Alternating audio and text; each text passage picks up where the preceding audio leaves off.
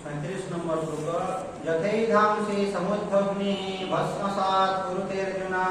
ज्ञानाग्निः सर्वकर्माणि भस्मसात् कुरुते तथा यथा एधांसि समुद्भग्निः भस्मसात् कुरुते अर्जुन। जेपरि प्रज्वलित अग्नि काष्ठ को जाली दिए ठीक सेमिति ज्ञान रूपक अग्नि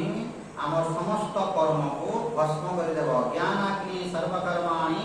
भस्मसात् कुरुते तथा। तो ज्ञान रूपक अग्नि आमर समस्त कर्म को से दग्धीभूत करदेव, जालीदेव, सबू नष्ट करदेव। तो आमर तीनटा कर्म देखो अच्छी संचित कर्म, प्रारब्ध कर्म एवं क्रियमाण कर्म। काली से आज्ञा पचार तो आगे कहीदे। तो संचित कर्म देखो तो आमर पूर्व जन्म जहाँ जहाँ गच्छित होती पाप एवं पुण्य रूपक फल संचित कर्म सेटा। केवल पाप नहीं कि केवल पुण्य नहीं, संचित कर्म आमे पूर्व जन्म जहाँ जहाँ कर्म करिछु कि वर्तमान ठारू पूर्व अतीत जहाँ जहाँ सेटा अछि सब गच्छित होती अच्छी पाप एवं पुण्य रूपक संचित कर्म। केवल पाप नुह, पाप एवं पुण्य रूपक बीज सेठी अछि जो कर्मटा कले से भितरु जोटा पलई आसी जमी काली मुझे बुझाऊली लक्षे टंका धरतु आपंकर बैंक बैलेंस होती बैंक में रखा है लक्षे टंका से लक्षे टंका होची आपंकर संचित कर्म लक्षे टंका से लक्षे टंका जो 10,000 टंका जो काढ़ी आनिले विथड्र जो करजंदे जो काढ़ी आनिले से 10,000 टंकाटा होची प्रारब्ध कर्म। पुणी धरतु आपन 5,000 टंका धरतु डिपॉजिट कर दे तो 5,000 टंका पुणी पलैब संचित। तो लक्षे थिला लक्षे 10,000 काढ़ी आनिले आउ रहिला 90 पुणी आपण धरतु 5,000 टंका डिपॉजिट कर देले 95 हेइबो। तो वर्तमान जो क्रियमाण कर्म गुड़िक जो करूछंती सेही क्रियमाण कर्म गुड़िक संचित को जीवो। वर्तमान जो कर्मटा करूछंती तार फल सीधा सलक आपण पाइबे। बुझंतु जिनसरा केमिते होई आपण एबे जो कर्म गुड़िक करूछंती सेही कर्म गुड़िक संचित को जीवो एवं संचित रे सब आसीबा। जेमिति आपण 90,000 टका अछि 5,000 टका डिपॉजिट से 90 रे ऐड हेबो कि नै कि खाली 5 हेबो खाली 5,000 टका बतैबो कि आपण बैलेंस देबे चेक करिवे 5,000 बतैबो 95 बतैबो कि नै। लक्षे टंका आपनकर अछि लक्षे टंका हला संचित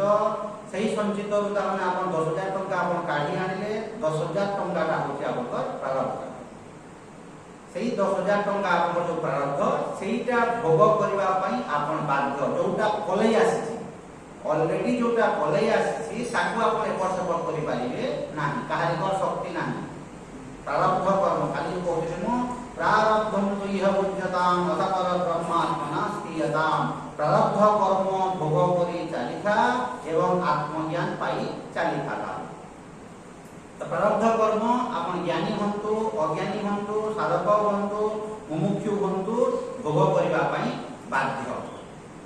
तो जो संचित कर्म मध्य जो रहिला आपण विचार करंतु सेही जो संचित कर्म मध्य जो अछि सेही संचित कर्म मध्य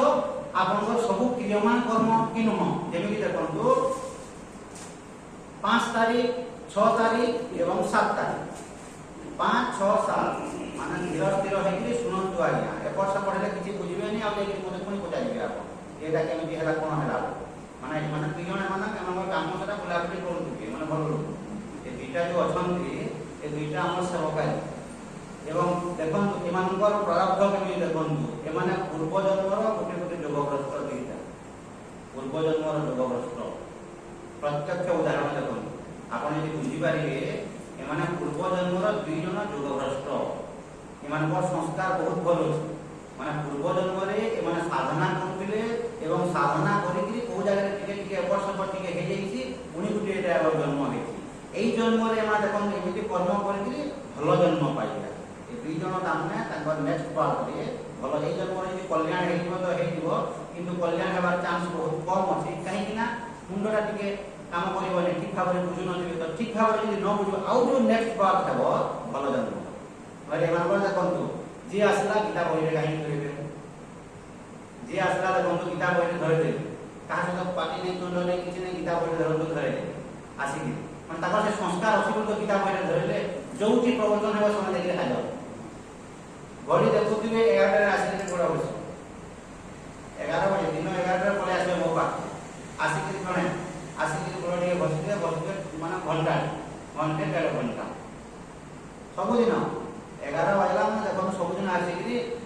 ଗୋଡ଼ ଟିକେ ଘଷିଦେବ, ବସିଥିବ କଥାବାର୍ତ୍ତା ଟିକେ ସବୁଦିନ 11 ଆଉ ଉପରେ ବେଲି 4 ବଜେ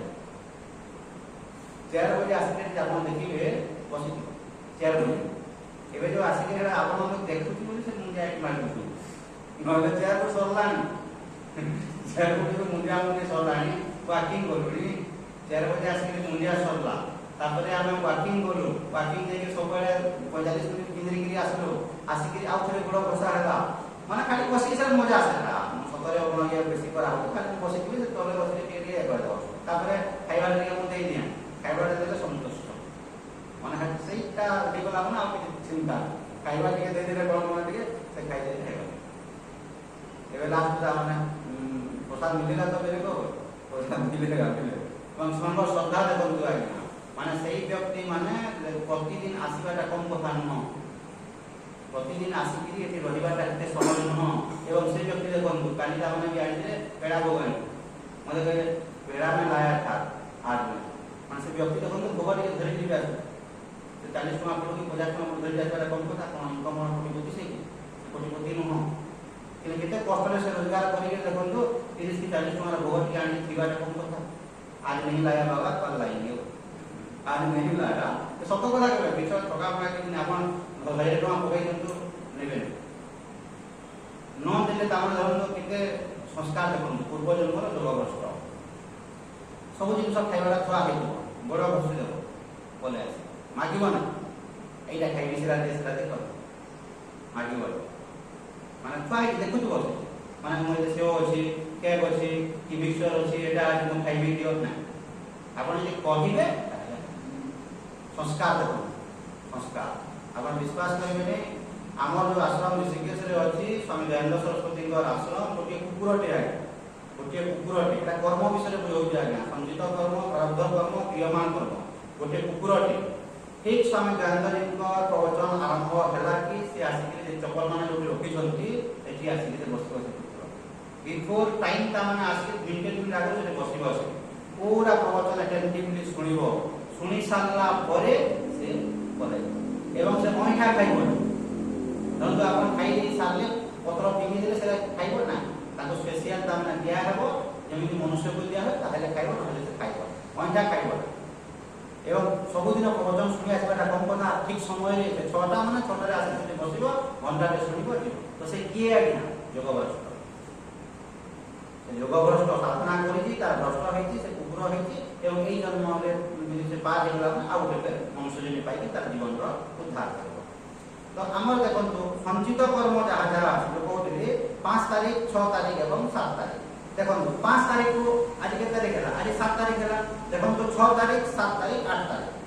6 7 8 आज है 7 तारीख आज 7 तारीख को वर्तमान बोले देखंतु कहूछु हम केते बेले से 6 तारीख देखंतु जेला ताको पतित हेगला कि पतित हेगला कि सेही 6 तारीख दिन वर्तमान थिला कि नहीं आज हम कहूछु जे पतित बोली कहिलु एवं आसंता काली देखंतु 8 तारीख जेते भविष्य बोली को तो 6 7 8 सेही 6 टा को हम देखंतु यदि 6 टा को यदि कहबा हमर संचित कर्म देखंतु बुझौ 6 टा को संचित कर्म 7 टा को धरंतु एबे हम धरंतु एटा प्रारब्ध कर्म एवं 8 टा को धरंतु क्रियमान कर्म यदि कहबा सपोज धरंतु तो सेही जो 6 तारीख थिला सेही 6 तारीख टा को आज हम 7 तारीख कहू जे पास्ट बोली कहू अतीत बोली कहू किंतु सेहीटा दिने वर्तमान थिला कि नहीं प्रेजेंट थिला कि नहीं काली हम कोन कहबा माने गत काली हम 6 तारीख दिन हम प्रेजेंट बोली कहबा आज बोली कहबा नहीं तो ताको आज बोली कहूला किंतु आज हम कोन कहला काली बोली कहबा तो आज जेमिति हम 7 तारीख को आज बोली कहूछु हम 8 तारीख हे गेले हम आज टा कोन कहबा ता गत काली बोली कहि देबा तो सब जिंस निर्भर कोन करूची सेही वर्तमान ऊपर निर्भर करूची सेही वर्तमान रे ही सब थाए वर्तमान ही अतीत रूप निये एवं वर्तमान ही भविष्य रूप नेबा तो आपनकर संचित कर्म माने किछि नह किंबा प्रारब्ध कर्म मध्य किछि नह आपन जो क्रियमान कर्म करूछन्ती जो कर्मटा करूछन्ती सेही कर्म तो जाई डिपोजिट होउची आपन धरंतु आपन बैंक रे लाख टका रखिजेती आपनकर पैसा कि नहीं आपन से 10 टका हो 50 टका हो 200 टका हो 500 आपन तो डिपोजिट करिसेंती आपनकर तो पैसा केवल का पैसा सेही लाख टका जेमिति आपनकर पैसा ठीक सेमिति आपनकर जो कर्मटा जो करूछन्ती क्रियमान कर्म जो करूछन्ती एबे सिना एई जन्म रे आपन क्रियमान करूछन्ती पूर्व जन्म मानकर जो क्रियमान कर्म करिथिले सेही कर्म गुडी जाई डिपोजिट हेइ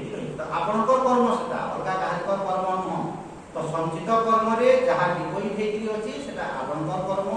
ସେଇ ଭିତରୁ ଯୋଉଟା ଫଲେଇ ଆସିଲା ତାକୁ ପ୍ରାରବ୍ଧ କର୍ମ ବୋଲି କୁହାହଉଛି ଏବଂ ବର୍ତ୍ତମାନ ଦେଖନ୍ତୁ ଯୋଉଟା ଆମେ କର୍ମ କରୁଛୁ ବର୍ତ୍ତମାନ ଯୋଉଟା କର୍ମ କରୁଛୁ ତାକୁ କ୍ରିୟମାନ ବୋଲି କୁହାହଉଛି। ଏବେ ଦେଖନ୍ତୁ 7ଟାକୁ 10 ମିନିଟ୍ ଅଛି ଏବେ ଠାରୁ ବର୍ତ୍ତମାନ ଠାରୁ ଯାହା ଯାହା ଆମେ କର୍ମ କରିବା ୟାକୁ କ୍ରିୟମାନ ବୋଲି କୁହାହଉଛି।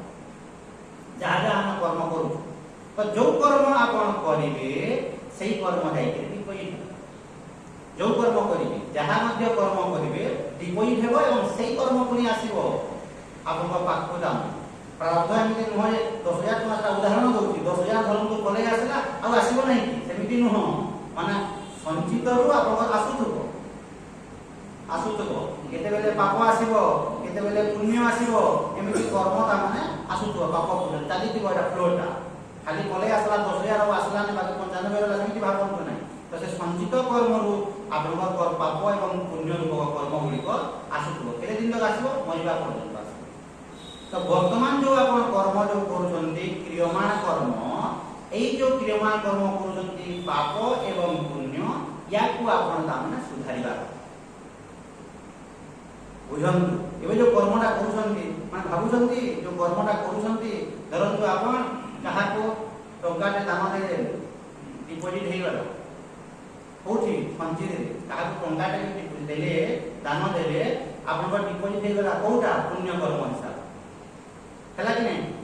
କାହାକୁ ଧରନ୍ତୁ ଟଙ୍କାଟେ ଦେଇଦେଲେ ପଳେଇଗଲା କାହାକୁ ଧରନ୍ତୁ ଆପଣ ଖାଇବାକୁ ମୁଠେ ଦେଇଦେଲେ ମାନେ ସେଟା ପଳେଇଗଲା ଆପଣଙ୍କର ସଞ୍ଚିତ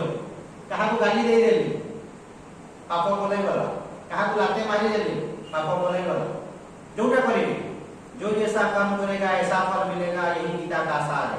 तो जेमिति आपण जो कर्म वर्तमान जो करूछन सेटा कोई होउछि कि नहीं एवं ए मनुष्य जानि थाए आज्ञा समस्त जानि छथि पुण्य कर्मर फल होउछि सुख शांति एवं पाप कर्मर फल होउछि दुख अशांति कि जानि नै आइ पुण्य कर्मर फल होउछि सुख एवं शांति सेटा महाभारत रे लिखा है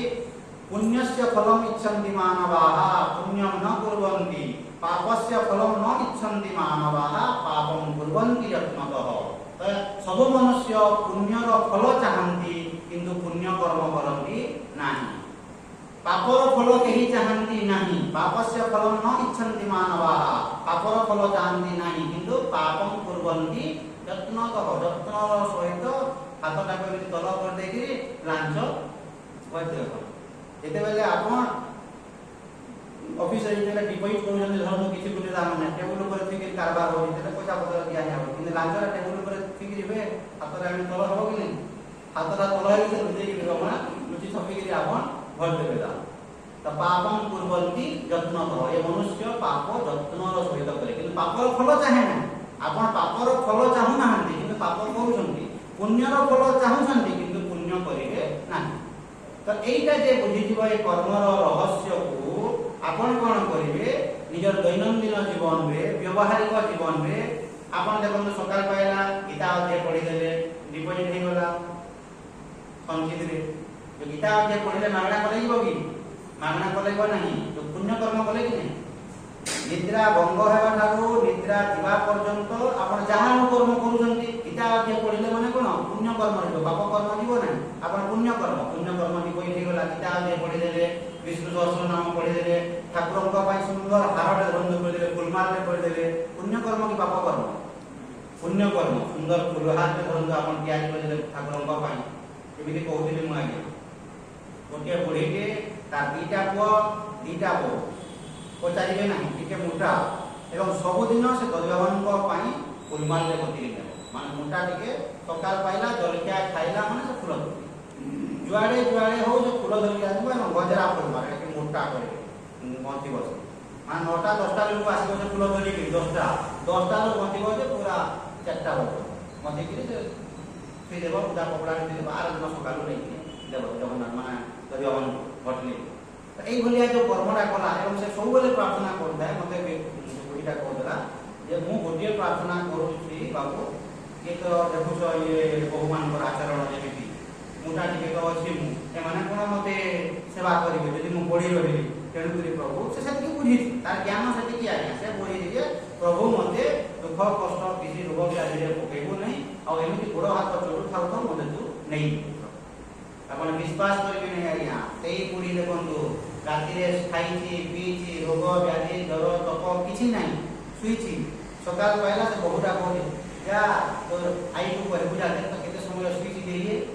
ସକାଳ 6ଟା ହେଲାଣି ଉଠୁ ନାହିଁ, କ'ଣ ହେଲା ଯେ ଏତିକି ବୋଝ ଶୋଇଛି ଫେର ଗାଳି ଦେଉଛି। ଏବଂ ତାର ଝିଅକୁ କହୁଛି ଯା ଉଠେବୁ ଯା ତୋ ମାମାକୁ ଉଠେବୁ ଯା ବୋଲେ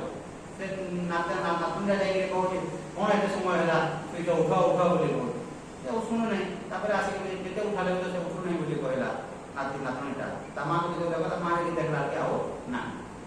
ତାର ମନସ୍କାମନା ପୂର୍ଣ୍ଣ ହେଲା କି ନାହିଁ। ଯୋ ଯତ୍ ଇଚ୍ଛସି ତସ୍ୟ ତଦ୍ଭବତି, ବେଦରେ ଲେଖା ହେଇଛି ଯିଏ ଯାହା ଚାହିଁବ ତାର ମନସ୍କାମନା ପୂର୍ଣ୍ଣ ହେବ। ଯୋ ଯତ୍ ଇଚ୍ଛସି ତସ୍ୟ ତଦ୍ଭବତି, ଯାହା ଆପଣ ଚାହିଁବେ, ଯୋଉ ପ୍ରାର୍ଥନା ଆପଣ କରିବେ ତାର ଫଳଟା ଆପଣ ପାଇବେ।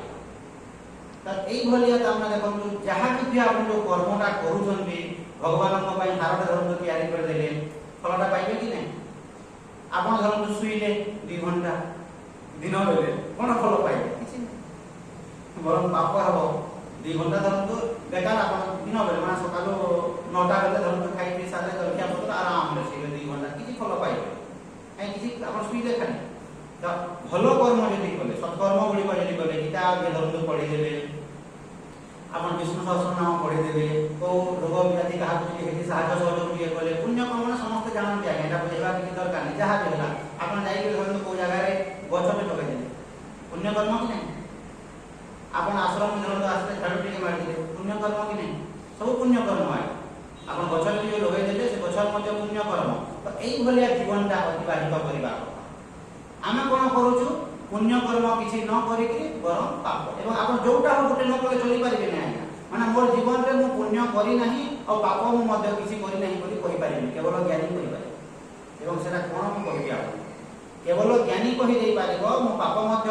କରିନାହିଁ ଏବଂ ପୁଣ୍ୟ ମଧ୍ୟ ମୁଁ କରୁନାହିଁ ବୋଲି ଜ୍ଞାନୀ କହିବ, ବାକି ମାନେ କହିପାରିବେ ନାହିଁ। ଆପଣ ଯୋଉଟା ହେଲେ ଗୋଟେ କରିବା ପାଇଁ ବାଧ୍ୟ। ଆପଣ ଯୋଉଟା ହେଲେ ଗୋଟିଏ କର୍ମ କରିବା ପାଇଁ ବାଧ୍ୟ। ଆପଣ ଦିନ ସାରା ଯୋଉ ଅଛନ୍ତି କର୍ମ କରିବେ କି? କର୍ମ କରିବା ପାଇଁ ଏ ମନୁଷ୍ୟ ବାଧ୍ୟ। କର୍ମ ନ କରିକି ଆପଣ ରହିପାରିବେ ନାହିଁ। ଆପଣ ଆଇଦର ପୁଣ୍ୟ କର୍ମ କରନ୍ତୁ ନତବା ପାପ କର୍ମ କରନ୍ତୁ, ଯୋଉଟା ଗୋଟେ କରିବେ। ପୁଣ୍ୟ କର୍ମ ଯଦି ଆପଣ କରୁନାହାନ୍ତି ପାପ କର୍ମ କରିବା ପାଇଁ ବାଧ୍ୟ। ଆପଣଙ୍କୁ ଯଦି କହିବେ ଆପଣ ସକାଳ 6ଟାରେ ଶୋଇଥାନ୍ତି କି ଆପଣ ଉଠିକି ପୂଜା ଦୟା କରିଥାନ୍ତି, ନାଇଁ ମୁଁ ପୂଜା ଦୟା କରୁନି, ମୁଁ ଉଠୁନାହିଁ ମାନେ କ'ଣ? ତାର ତ ଶୋଇଛୁ। ଯଦି ଉଠୁନାହିଁ ମାନେ ତାର ଅର୍ଥ ଶୋଇଛୁ। ତ ଯୋଉଟା ଗୋଟେ ଦାନ ହେବ। ଆପଣ ଧରନ୍ତୁ କାହାକୁ ଟଙ୍କାଟେ ଦାନ ଦେଇଛନ୍ତି କି? ନାଇଁ ମୁଁ ଦେଇନାହିଁ। ଆପଣ କହିବେ ମୁଁ ଦେଇଛି ଆଉ ଦେଇନାହିଁ, ଦୁଇଟା ଜିନିଷ କହିପାରିବେ। ଯୋଉଟା ଗୋଟେ ହେବ, ଆଇଦର ମୁଁ ଦେଇଛି ନହେଲେ ଦେଇନି। ତ ଆପଣ ଦିନ ସାରା କ'ଣ କରିବା କଥା? ନିଜ ଦୈନନ୍ଦିନ ଜୀବନରେ ନିଜର ଶକ୍ତି ସାମର୍ଥ୍ୟକୁ ଦେଖିକି ଯାହା ଯାହା ପୁଣ୍ୟ କର୍ମ ମାନେ କରିବା କଥା। କାହିଁକି ନା ପୁଣ୍ୟର କର୍ମ ହେଉଛି ସୁଖ ଏବଂ ଶାନ୍ତି ଏବଂ ପାପର ଫଳ ହେଉଛି ଦୁଃଖ ଓ ଶାନ୍ତି ନାହିଁ, ପାପର ଫଳ। ତ ବର୍ତ୍ତମାନ ଯୋଉ କ୍ରିୟମାନ କର୍ମ ଯୋଉ କରୁଛନ୍ତି ୟାକୁ ଜଗିବା କଥା। ଯୋଉ କ୍ରିୟମାନ କର୍ମ କରୁଛନ୍ତି, ଯୋଉ କର୍ମଟା ବର୍ତ୍ତମାନ ଯୋଉ କରୁଛନ୍ତି, ତ ଯାହା ମଧ୍ୟ ଆପଣ କରୁଛନ୍ତି କ'ଣ କରିବେ? ଭଲ କାମ ଗୁଡ଼ିକ ଆପଣ କରନ୍ତୁ। ଯୋଉଟା ଆପଣଙ୍କର ଆଖ ପାଖରେ ଅଛି, ଯାହା ବି ଅଛି ତା ଯୋଉ ପରିବେଶ ପରିସ୍ଥିତି ହେଲା ତାକୁ ଦେଖିକି ଆପଣ କରନ୍ତୁ। ନାଇଁ କିଛି ଯଦି ଆପଣଙ୍କୁ କରିବା ପାଇଁ ଇଚ୍ଛା ଲାଗୁନାହିଁ, ଆପଣ ଘରେ ବସିକି ଗୀତା ପଢ଼ନ୍ତୁ, ଶାସ୍ତ୍ର ଅଧ୍ୟୟନ କରନ୍ତୁ, ଧ୍ୟାନ କରନ୍ତୁ, ଧାରଣା କରନ୍ତୁ, ଯାହା କରିକି ଦିନ କାଳ ଆରାମରେ। ମାନେ ମୁଁ କିଛି କରୁନାହିଁ, ନିଷ୍କ୍ରିୟ ହେଇକି ମୁଁ ବସିଛି, ନିଷ୍କ୍ରିୟ ହେଇକି ବସିପାରିବେ ନାହିଁ। ନହିଁ କଶ୍ଚିତ୍ କ୍ଷଣ ବିଜାତ ତିଷ୍ଠତି ଅକର୍ମ ଭୂତ୍। କର୍ମ ନ କରିକି କେହି ଚୁପଚାପ ବସିପାରିବେ ନାହିଁ, ଅସମ୍ଭବ। ଗୀତାରେ କୁହା କର୍ମ ନ କରିକି ଆପଣ ବସିପାରିବେ ନାହିଁ ଆଜ୍ଞା। ଆପଣ କର୍ମ କରିବା ପାଇଁ ବାଧ୍ୟ। ତ ଯୋଉ କର୍ମ ଗୁଡ଼ିକ ଆପଣ କରୁଛନ୍ତି କ୍ରିୟମାନ କର୍ମ, ଏଟଲିଷ୍ଟ ଆପଣ ପାପ କରନ୍ତୁ ନାହିଁ। ପାପ କରନ୍ତୁ ନାହିଁ। ପାପ ଯଦି କଲେ ମରିବେ ତାମାନେ ଆଜି ନହେଲେ କାଲି। ଏବଂ ପାପ କର୍ମ କରୁଥିବା ପର୍ଯ୍ୟନ୍ତ ଜଣେ ମୁଁ ପାପ କର୍ମ କରିବି ଏବଂ ମୋକ୍ଷ ପାଇବି, ନୋ ଚାନ୍ସ, ପ୍ରଶ୍ନ ଉଠୁନାହିଁ। ଏବଂ ପାପ ଏବଂ ପୁଣ୍ୟ ମାନେ ଏବଂ କ'ଣ ବୁଝନ୍ତୁ ଆଜ୍ଞା? ଆପଣ କହିବେ ଆମେ ଆଜ୍ଞା ଗୀତା ବୁଲିକି ଠିକ ସମୟରେ ଆସୁଛୁ, ଠିକ ସମୟରେ ଯାଉଛୁ, ଯାହା ହେଲା ଆମେ ପୁଣ୍ୟ କର୍ମ କରୁଛୁ ଇଏ କରିକି। ଆଉ ଘରେ ସବୁ ଜାଗାରେ କୁହାହଉଛି, ଗୋଟେ ଜାଗାରେ ନାହିଁ, ସବୁ ଜାଗାରେ। ଘରକୁ ଧରନ୍ତୁ କିଏ ଗୋଟେ ପଳେଇ ଆସିଲା ଅତିଥି, କ'ଣ କରାହଉଛି? ନିଦ୍ରା ଭଙ୍ଗ ହେବା ଠାରୁ ନିଦ୍ରା ଯିବା ପର୍ଯ୍ୟନ୍ତ ପ୍ରତ୍ୟେକ ଜାଗାରେ ଆପଣ ପୁଣ୍ୟ କର୍ମ ଯଦି କରିବେ ତାହେଲେ ଆପଣଙ୍କର ମଙ୍ଗଳ ହେବ। ଘରକୁ ଧରନ୍ତୁ ଅଛନ୍ତି, ଘରକୁ ଅତିଥିଟି ଆସିଲା, ତାକୁ ଆପଣ କ'ଣ କହୁଛନ୍ତି? ବସ୍ ବୋଲି କହିବା କଥା କି ନାହିଁ? ଘରକୁ ଟିକେ ଯଦି ଅତିଥିଟି ଆସିଲା, ଘରେ ଆସିଲେ ବସ୍ ଟିକେ ପାଣି ଟିକେ ଦେଇଦିଅ, ତାକୁ ଚା ଟିକେ ଦିଅ କିମ୍ବା ପାଣି ଟିକେ ଦିଅ, କିଛି ନାହିଁ।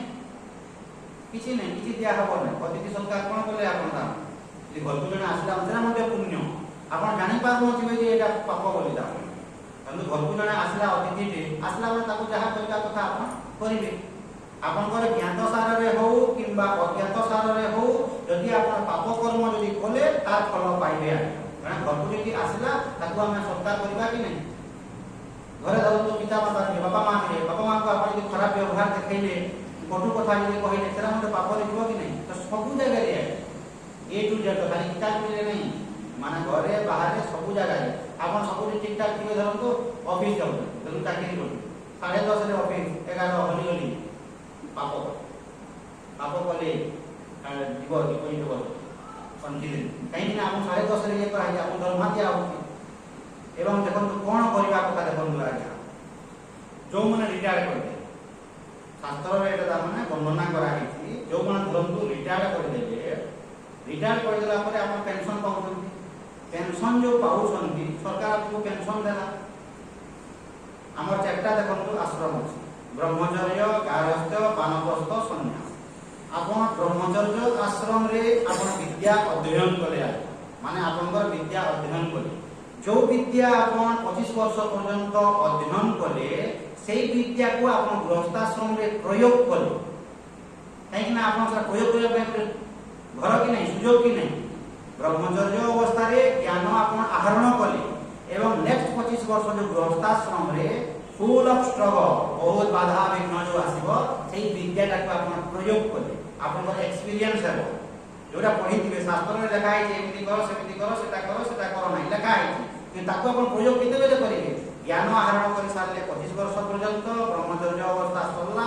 ନେକ୍ସଟ 25 ବର୍ଷ ଆପଣ ଗୃହସ୍ଥାଶ୍ରମରେ ଯୋଉଠି ରହିଲେ ତାକୁ ପ୍ରୟୋଗ କଲେ ଏବଂ ଆପଣଙ୍କର ବୟସ ଦେଖନ୍ତୁ 50 ବର୍ଷ ହେଇଗଲା କିମ୍ବା 60 ବର୍ଷ ହେଇଗଲା ରିଟାୟାର୍ଡ କରିଲେ, ଆପଣଙ୍କର ଥିଓରିଟିକାଲ ନଲେଜ ମଧ୍ୟ ରହିବା କଥା ଏବଂ ପ୍ରାକ୍ଟିକାଲ ନଲେଜ ମଧ୍ୟ ରହିବା କଥା। ଆପଣଙ୍କର ଏକ୍ସପିରିଏନ୍ସ ଥିବ, ଅନୁଭବ ରହିବ, ଅନୁଭୂତି ରହିବା କଥା। ତ ସେଇ ସମୟରେ ଆପଣ କ'ଣ କରିବେ? ଦୁଇଟା ନଲେଜ ଆପଣଙ୍କର ହେଇଗଲା, ଥିଓରିଟିକାଲ ପ୍ରାକ୍ଟିକାଲ ନଲେଜ ଯେହେତୁ ହେଇଗଲା, ଆପଣ କ'ଣ କରିବେ? ବାନପ୍ରସ୍ଥ ହେଲା ମାନେ ରିଟାୟାର୍ଡ କରି ସାରିଲା ପରେ ଆପଣ ସମାଜର ମଙ୍ଗଳ ପାଇଁ କରିବା। ସମାଜର ମଙ୍ଗଳ ପାଇଁ ମାନେ ସମାଜର ମଙ୍ଗଳ ପାଇଁ କ'ଣ ଆଜ୍ଞା? ଆପଣଙ୍କୁ ଯୋଉ ବୁଦ୍ଧି ଜ୍ଞାନ ଭଗବାନ ଦେଇଛନ୍ତି ସେ ଅନୁସାରେ ଆପଣ ସମାଜକୁ ନୂତନ ଦିଗ୍ଦର୍ଶନ ମଧ୍ୟ ଧରନ୍ତୁ ଯଦି ଆପଣ ଦେବେ, ମାନେ ଲୋକମାନଙ୍କୁ ଗାଇଡ୍ କଲେ, ଲୋକମାନଙ୍କୁ ଦିଗ୍ଦର୍ଶନ ଦେଲେ, ସେଟା ମଧ୍ୟ ପୁଣ୍ୟ କର୍ମ, ଭଲ କର୍ମ, ସତ୍କର୍ମ ଗୁଡ଼ିକ। ତ ସେଇଟା ଆପଣ କରିବା କଥା। କାହିଁକିନା ଏକ୍ସପିରିଏନ୍ସ ଅଛି କି ନାହିଁ? ଏକ୍ସପିରିଏନ୍ସ ଅଛି କି ନାହିଁ ଆପଣଙ୍କର? 60 ବର୍ଷର ଯେଉଁ ଏକ୍ସପିରିଏନ୍ସ ଅଛି ସେଇ ହିସାବରେ ଆପଣ ତାଙ୍କ ସମାଜକୁ ନୂତନ ଦିଗ୍ଦର୍ଶନ ଦେବେ, ଯୁବପିଢ଼ିକୁ ଶିଖେଇବେ। ଆଉ ଚୁପଚାପ ବସିବେ ଆପଣ। ଆପଣଙ୍କର ଯେଉଁ ଏକ୍ସପିରିଏନ୍ସଟା ହେଲା ଆଉ ତ କାମ ଧାମ କରି ଯିବାର ନାହିଁ। 60 ବର୍ଷ ହେଇଗଲା ଆପଣ ରିଟାୟାର୍ଡ କଲେ, ତ ଆପଣ ତ ବୁଢ଼ା ହେଇଯାଇନାହାନ୍ତି, 90 ବର୍ଷ ହେଇନି ଯେ ଆପଣ ଘରେ ବେଡ୍ ହେଇକି ବସିଛନ୍ତି। ଆପଣଙ୍କ ଶକ୍ତି ସାମର୍ଥ୍ୟ ଅଛି, କାହିଁକିନା ଆପଣ ତ ନିଜେ କହୁଛନ୍ତି ପଇସା ଦେଲେ ଆଉ 10 ବର୍ଷ କାମ କରିବେ ବୋଲି। ଯଦି ଆପଣଙ୍କୁ ପଇସା ଦିଆ ହୁଅନ୍ତା 60 ବର୍ଷ ରିଟାୟାର୍ଡ କଲା ପରେ ଆଉ 30,000 ଦେବୁ ବୋଲି କହିଲେ ଆପଣ ଯିବେ ଚାକିରି କରି? ମାସକୁ ପୁଣି 30,000 ଯଦି ଦିଆହେବ ଆପଣ ଚାକିରି କରି ଯିବେ କି ନାହିଁ? ତ ଆପଣ ପାରୁଛନ୍ତି, ୟୁ ଆର୍ କେପାବୁଲ। ତ କେପାବୁଲ ଯଦି ଅଛନ୍ତି, ଆପଣ ଚାକିରି ନ କଲେ ମଧ୍ୟ ଆପଣଙ୍କୁ ତ ପେନସନ ଆସୁଛି, ତ ସମାଜର ମଙ୍ଗଳ ପାଇଁ ଆପଣ କର୍ମ କରନ୍ତୁ। ଯଦି ଏଇଟା ନ କରିବେ କ'ଣ ହେବ? ଯେଉଁ ପେନସନଟା ଯେଉଁ ଆପଣ ପାଇଲେ, ସରକାର ଯେଉଁ ଆପଣଙ୍କୁ ଦେଲା, ତ ଆପଣ ଯଦି ସମାଜର ମଙ୍ଗଳ ପାଇଁ ଯାହା ବୁଦ୍ଧି ଶକ୍ତି ଥିବ, ଆପଣ ଯଦି ବୁଦ୍ଧି ଅଛି ବୁଦ୍ଧି ପ୍ରୟୋଗ କରନ୍ତୁ, ଶାରୀରିକ ଶକ୍ତି ଅଛି ଶାରୀରିକ ଶକ୍ତି ପ୍ରୟୋଗ କରିକି ସମାଜର କଲ୍ୟାଣ କରନ୍ତୁ। ଯାହା ବି ଆପଣଙ୍କ ଦ୍ୱାରା କିଛି ମୁଁ କରିବି ନାହିଁ, ଖାଲି ଖାଇବି ପିଇବି ଏସ୍ କରିବି ବୋଲି କହିଲେ କ'ଣ ହେବ? ଏସ୍ କରିପାରିବେ ନାହିଁ। ପେନସନର ଉଲ୍ଟା କ'ଣ ଆଜ୍ଞା? ମାନେ ପେନସନ। ପେନସନ ମାନେ କ'ଣ? ପେନ୍ ମାନେ କିଏ ଆଜ୍ଞା? ପେନ୍ ଆଉ ସନ୍, ପୁଅ ମାନେ ଆପଣ ପେନ୍ ଦେବେ। ପେନସନ ଯୋଉଟା ହେଉଛି ସେ ଖାଦ୍ୟ ଯେଉଁ ଖାଇବେ, ପୁଅ ମାନେ ଆପଣଙ୍କୁ ପେନ୍ ଦେବେ। ପେନସନ ସନ୍ ମାନେ ପୁଅ ମାନେ ଆପଣଙ୍କୁ ପେନ୍ ଦେବେ, କଷ୍ଟ ଦେବେ। କାହିଁକିନା ଆପଣ କିଛି କରୁନାହାନ୍ତି। ଏବଂ ଆଜି ସକାଳେ ମୁଁ କହୁଥିଲି ଆଜ୍ଞା, ଆପଣ ବିଚାର କରନ୍ତୁ ଆଜ୍ଞା, 98% ଲୋକ କହିବେ ମହାଭାରତ ଯୁଦ୍ଧ କୋଉଥିପାଇଁ ହେଲା ଆଜ୍ଞା? ବିଚାର କରନ୍ତୁ, ମହାଭାରତ ଯୁଦ୍ଧ କୋଉଥିପାଇଁ ହେଲା?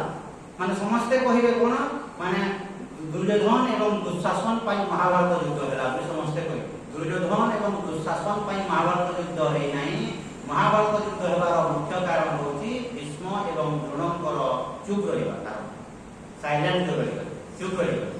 ମହାଭାରତ ଯୁଦ୍ଧ କୋଉଥିପାଇଁ ହେଲା ଆଜ୍ଞା? ଯେତେବେଳେ ବସ୍ତ୍ର ହରଣ ଯଦି ହେଇନଥାନ୍ତା, ଏତିକି ଆଗକୁ ବଢ଼ିନଥାନ୍ତା ଝଗଡ଼ାଟା, ମହାଭାରତ ଯୁଦ୍ଧ ହେଇନଥାନ୍ତା। ଯେତେବେଳେ ଭୀଷ୍ମ ଏବଂ ଦ୍ରୋଣ ବସିଛନ୍ତି, সেই সময় যেতে বস্ত্র হরণ হଉଛି যদি ভীষ্ম যদি পাটি খোলি থাকতে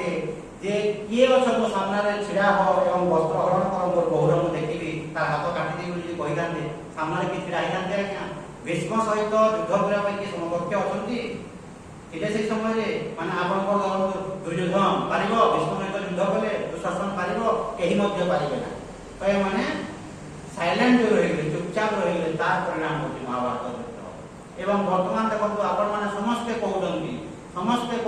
ସମାଜ ବର୍ତ୍ତମାନ ଦିଗ୍ଭ୍ରଷ୍ଟ ସମାଜ ନଷ୍ଟ ହେବାରେ ଲାଗିଛି। ସମାଜ ଯେଉଁ ନଷ୍ଟ ହେବାରେ ଲାଗିଛି ବହୁତ ସ୍ପିଡି ବଢୁଛି ସମାଜ। 5 ବର୍ଷ ଆଗରୁ ଆପଣ ଦେଖନ୍ତୁ 5 ବର୍ଷ ପରେ ଦେଖନ୍ତୁ ଆକାଶ ପାତାଳ ତଫାତ ମାତ୍ର 5 ବର୍ଷ ଭିତରେ। ଆର ମାସରେ ଆସିଥିଲି ସେମିତି ହଉନଥିଲା। ଏ ମାସରେ ଦେଖନ୍ତୁ ଯେତେବେଳେ ଆସିଲି ମହାନଦୀ ପାଖରେ ମୁଁ ୱାକିଂ କରେ ସକାଳୁ ଉପରେ ଯେତେବେଳେ ୱାକିଂ କରୁଛି ବକ୍ସଟେ ଲଗେଇଛି ବୋହୂମାନେ ପ୍ୟାଣ୍ଟଟେ ପିନ୍ଧିକିରି ଯେଉଁ ପିଲାମାନେ ଯେଉଁ ଦୌଡ଼ାଦୌଡ଼ି କରନ୍ତି ସେ ପତଳା କପଡ଼ାର ପ୍ୟାଣ୍ଟଟେ ପିନ୍ଧିକି ଜିନ୍ସ ପ୍ୟାଣ୍ଟ ନୁହଁ ପତଳା କପଡ଼ା ପ୍ୟାଣ୍ଟଟେ ଟି ସାର୍ଟ ପିନ୍ଧିକିରି ମ୍ୟୁଜିକ୍ ବଜେଇକିରି ଘଣ୍ଟାରେ ସେଠି ଗୋଡ଼ ହାତ କରୁଛି ଏକ୍ସରସାଇଜ କରୁଛି। ବୋହୂମାନେ ବୁଢ଼ୀମାନେ ନାହିଁ ବୋହୂମାନେ 30-40 ବର୍ଷର ମାନେ କେମିତି ହେଲାଣି ସମାଜଟା ମାନେ ଅର୍ଦ୍ଧନଗ୍ନ ଅବସ୍ଥା ଯେଉଁ ଭଳିଆ ଦେଖିବେ ଆପଣ କାଲି ଯିବେ ଅର୍ଦ୍ଧନଗ୍ନ ଅବସ୍ଥା ଭଳିଆ ରହିକିରି ଏମାନେ ଯେମିତି ଫାରସ କଲେଣି। ଆଉ 5 ବର୍ଷ ଅପେକ୍ଷା କରନ୍ତୁ ନିକର ପିନ୍ଧିବେ ଝିଅମାନେ ନାହିଁ ବୋହୂମାନେ ୟୁ ୱେଟ୍ ଆଣ୍ଡ ୱାଚ୍ ଦେଖିବେ। ତ ଏ ସମାଜ ଯେଉଁ ବର୍ତ୍ତମାନ ଯେଉଁ ଦିଗ୍ଭ୍ରଷ୍ଟ ହେଉଛି ତାର ମୁଖ୍ୟ କାରଣ କ'ଣ ଆଜ୍ଞା? ବିଚାର କରନ୍ତୁ ମାନେ ଏଇ ଯେଉଁ ଜ୍ଞାନୀ ଗୁଣୀମାନେ ଅଛନ୍ତି ମାନେ ନିଷ୍କ୍ରିୟ ଯେଉଁ ହେଇଯାଉଛନ୍ତି ଜ୍ଞାନୀ ଗୁଣୀମାନେ ଶିକ୍ଷିତ ସମାଜ ଯେଉଁ ନିଷ୍କ୍ରିୟ ହେଇଯାଉଛନ୍ତି ତା ପାଇଁ ଏଇଟା ହେଉଛି ଆଜ୍ଞା ମାନେ ଦୁର୍ଜନ ସକ୍ରିୟ ଏବଂ ସଜ୍ଜନ ନିଷ୍କ୍ରିୟ ତାର ମୁଖ୍ୟ କାରଣ। ସମାଜ ଯେଉଁ ଦିଗ୍ଭ୍ରଷ୍ଟ ହେଉଛି କ'ଣ ହେଉଛି ଆଜ୍ଞା ମାନେ ସକ୍ରିୟ ଦୁର୍ଜନ ମାନେ ସକ୍ରିୟ ହେଲେ ଏବଂ ସଜ୍ଜନ ମାନେ କ'ଣ ହେଲେ ଚୁପଚାପ ବସିଲେ। ଦୁର୍ଜନ ମାନେ ସକ୍ରିୟ ହେଇଗଲେ କିନ୍ତୁ ସଜ୍ଜନ ମାନେ କ'ଣ କଲେ ଚୁପଚାପ ହାତରେ ଚୁଡ଼ି ପିନ୍ଧିକିରି ବସିଲେ। ସମାଜ କ'ଣ ହେବ ଆଜ୍ଞା? ତ ସେଇ ଯେଉଁ ବୟସ ଆପଣଙ୍କର 60 ବର୍ଷ ହେଇଗଲା ଆପଣ ସମାଜକୁ ଗାଇଡ୍ କରିଗଲେ ଯାହା ହେଲା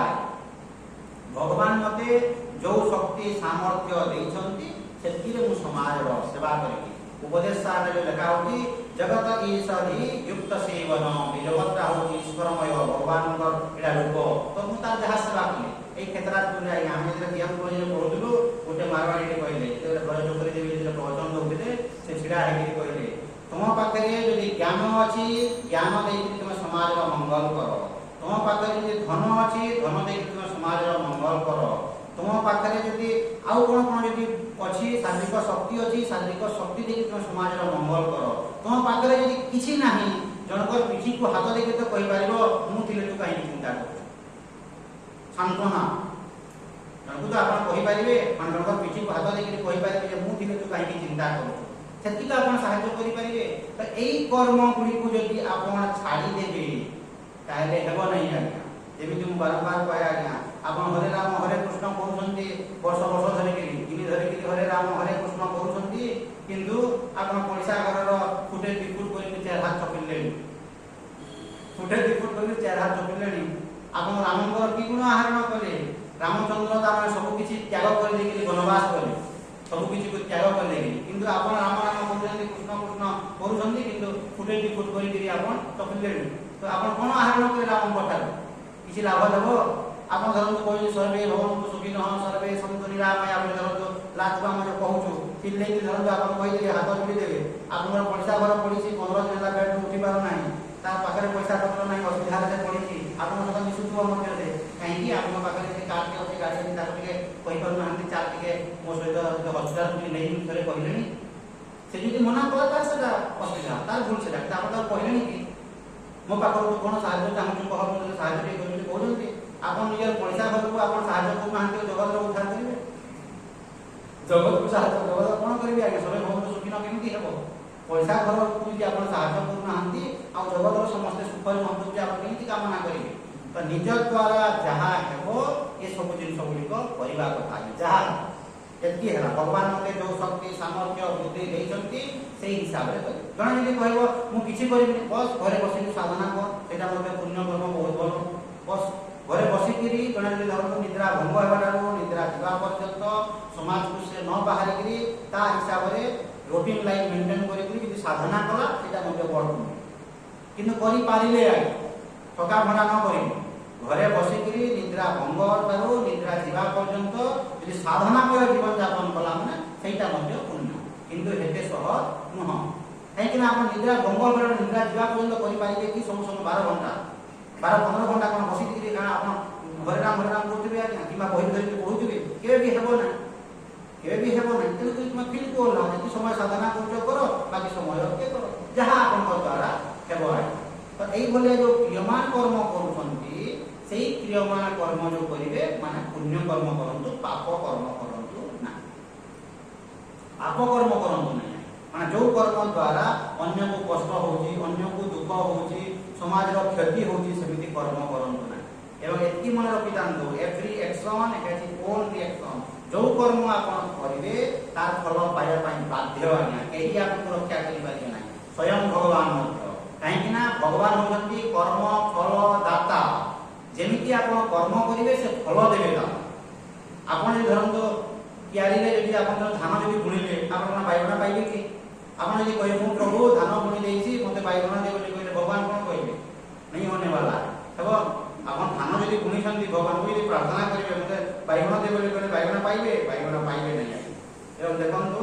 केमिति जिंस होइए पर ज्वलंत उदाहरण दउछि देखंतु के मिनटे खाली सुनंतु मो पाखु बेला आसुला काम धाम के करतो काम धाम एमिति करे से व्यक्ति को मो जानली के गोटे माने कम बयस है 35 वर्षर हो 35 वर्षर हेबा से पिलाटा कोन करूछि अलगा गोटे झियो सहित तार संपर्क अछि खराब संपर्क खराब संपर्क धीरे धीरे धीरे धीरे धीरे धीरे धीरे धीरे जन जानि जीव ने जन तो काम धाम करछि धीरे धीरे अलगा लोक माने समस्त कहले मो कान को आसला ये व्यक्ति खराब काम करछि ता स्त्री पिला छुआ जानि पारना तो मुझे जेबे जानली ये खराब काम करूछि 100% जेबे मो पाखरे प्रूव हेइ गला मु जानि गलो तापरे मो ता स्त्री को कहले देख एमटी एमटी घटना आ तो स्त्री जो स्वामी को टिके कंट्रोल कर न है स्वामी छोट छोट एक क्लास को आ तो जीवन दा नष्ट भ्रष्ट हे जीवो बोले तो ताको कहि माने केमिति वेडे को जबरदस्त उदाहरण तो जीवन दा नष्ट भ्रष्ट हे जीवो आ तो स्वामी को चेक कर ताको मु चेकटारे दिन चेकटारे फोन करते संध्या रे राती 8 रे घर को गला ता स्वामीटा देखो राती 8 रे जेले घर को गला ये कोन गला दीटा ग्लास गोटे ग्लास रे सादा पानी आ गोटे ग्लास रे गोबर गुलिला खत गोबर गुलिला ता स्वामी एक बसी के चौकी रे भाबुची मन मन खुशी होची जहा आज मोस्त्रीटा मोबाइल लेंबू पानी के गुलिची ता स्वामी भाबुची जे मोस्त्री एते दिन परे दाना जहा हम आसली कि तामने पानी के तैयारी कर मोबाइल लेंबू पानी खाऊ ये स्त्रीटा गला ता पर देखो तमे जो स्त्री को भलो पाउछ जो झियो को भलो पाउछ सेटा होची खत पानी आ मु होची सादा पानी सफा पानी तमे को पानी ने बनियो को पानी पीबो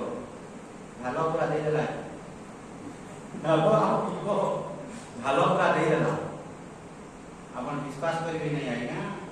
भालो एटार दे देला तापरे पूरा कान धरला कान धरि के 10 फर पूर्व देला क्षमा मागिला सबु कला कंदा गोबा सबु कला जे पिलाटा जे मोर प्रकृति रे भूल हे जाई छी मु एटा एमिति फसी जाई थिली ता ना आ मोर भूल हेला क्षमा कर दे आ एमिति पुनर्बार मु भूल करिबी ना सकाल पाई के मंदिर को गले दी जन सेठी भी कान धरि के प्रवेश कला भगवान को प्रार्थना कला ता स्त्री रो गुड़ भी गला गुड़ धरि के भी ये क्षमा मागला जे मोर भूल हे जाई छी आ मैं एमती भूल करी ने जोटा हला हला से आ पचारि नि कि तो कहला ये तो ए सब जिंस पर से जानि से जानि जो हम के कहते कोन कर त एतकी देखो बुझी हला हम कोन कहली जे माने काम धरि कि गुड़ धरि कि ता स्त्री रो क्षमा मागला सब कला मोर भूल हे छी ए काम मु खराब काम करूथिली बोली कहला एडमिट कला तापर मु किछि कहली चुपचाप से स्त्री मते आराधना फोन करा एमती घटना आया आ आपन ठीक कहथिले मोर परिवार को आपन पहुंचे दिले आज्ञा आ मु जान मंत्री मु किंतु अनुमान करथि दीर्घ वर्षे हला आज्ञा समथिंग इज देयर बोली किंतु मु टिके विशेष किछि ध्यान दउन किंतु टिके टिके डाउट करथि आपण एटा कहिदेले बंचै देले मते माने बहुत पुण्य आपण बोले आज्ञा बहुत भलो काम कले तामे मु जानि करी एटा से स्वीकार भी कला आज्ञा ठीक अछि तो परिवार मंगल हो तो भगवान मंगल करू तो सतर्क होई थी बस की सलाह न हो किसी पर अपन मान करने की तापर देखम तो 10 दिन गला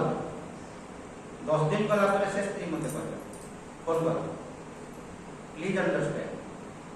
10 दिन गला पर से स्त्री मते पुनी फोन कर जे आज्ञा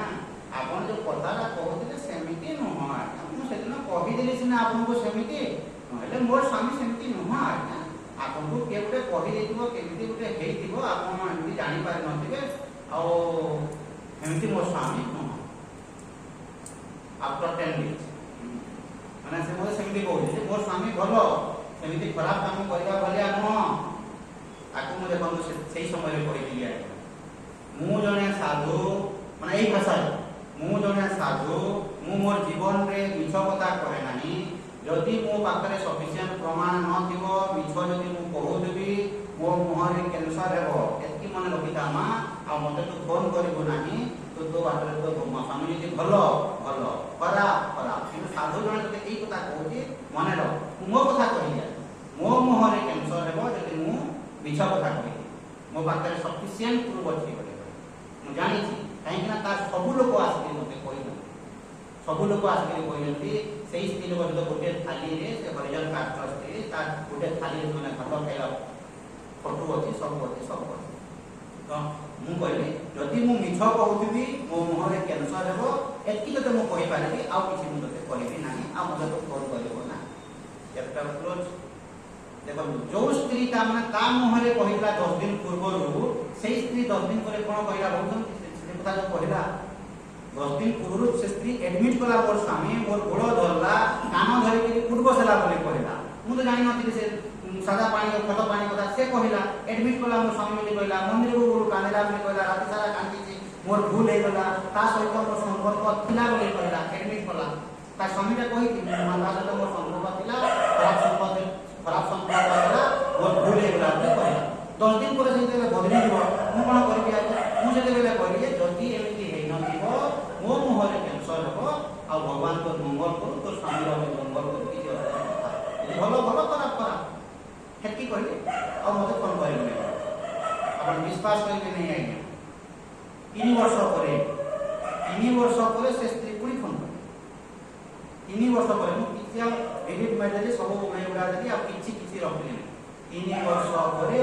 से तार स्वामी को मागी मोबाइल नंबर दे बाबा से आसी पड़े कलेक्शन करके लेके ताको देला तास्त्री को तास्त्री मते कथा बार्ता हला एमती माने भलो कथा बार्ता हो गया आज्ञा एमती सेमती ये करके आपन को मोर मने पड़ेला एति पई फोन नंबर टिके आने कथा होती एमती करके कला व्हाट्सएप रे छाड़ी एति 4 दिन कथा है तो मने के ओडा लागला कोन एति ता माने आध्यात्मिक मार्ग को पूरा पले आसुनी कि माने मते से फोटो आप देखि देली आज्ञा माने मते केमती लागि जाउची एमती लागुची सेमती लागुची मते कहि बसला तर 2-3 दिन गला पर बोले कोन घटना के कोन आध्यात्मिक मार्ग रे बोले बोलू माने एते तो बे स्पिरिचुअल कथा माने लागुची मो सहित बोले माने बेसी पाठ साठ पढेनी कष्ट पडे तर एमती 3-4 दिन गला पर माने सेही पैसे फोन करिस 3-4 दिन गला पर कहती मते कैंसर हला थ्रोट कैंसर माने थ्रोट कैंसर रा हेची आ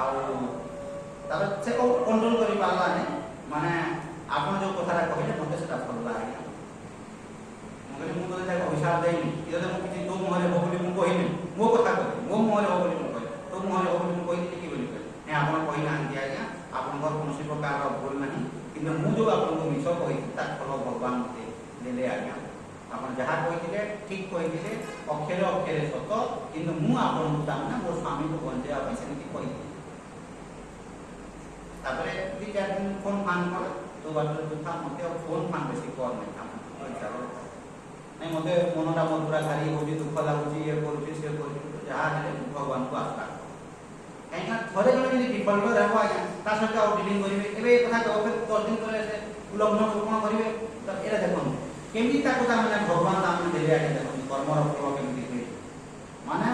एटा महाभारत रे आज्ञा स्वयं भीष्म पितामह को तामने छाड़ी नांती कर्मर फल और बाकी सार मनुष्य मान को पई कोन हो एटारे छडा हिची भीष्म पितामह तो सरसज्जा रे पड़े किंतु कोथि पई आज्ञा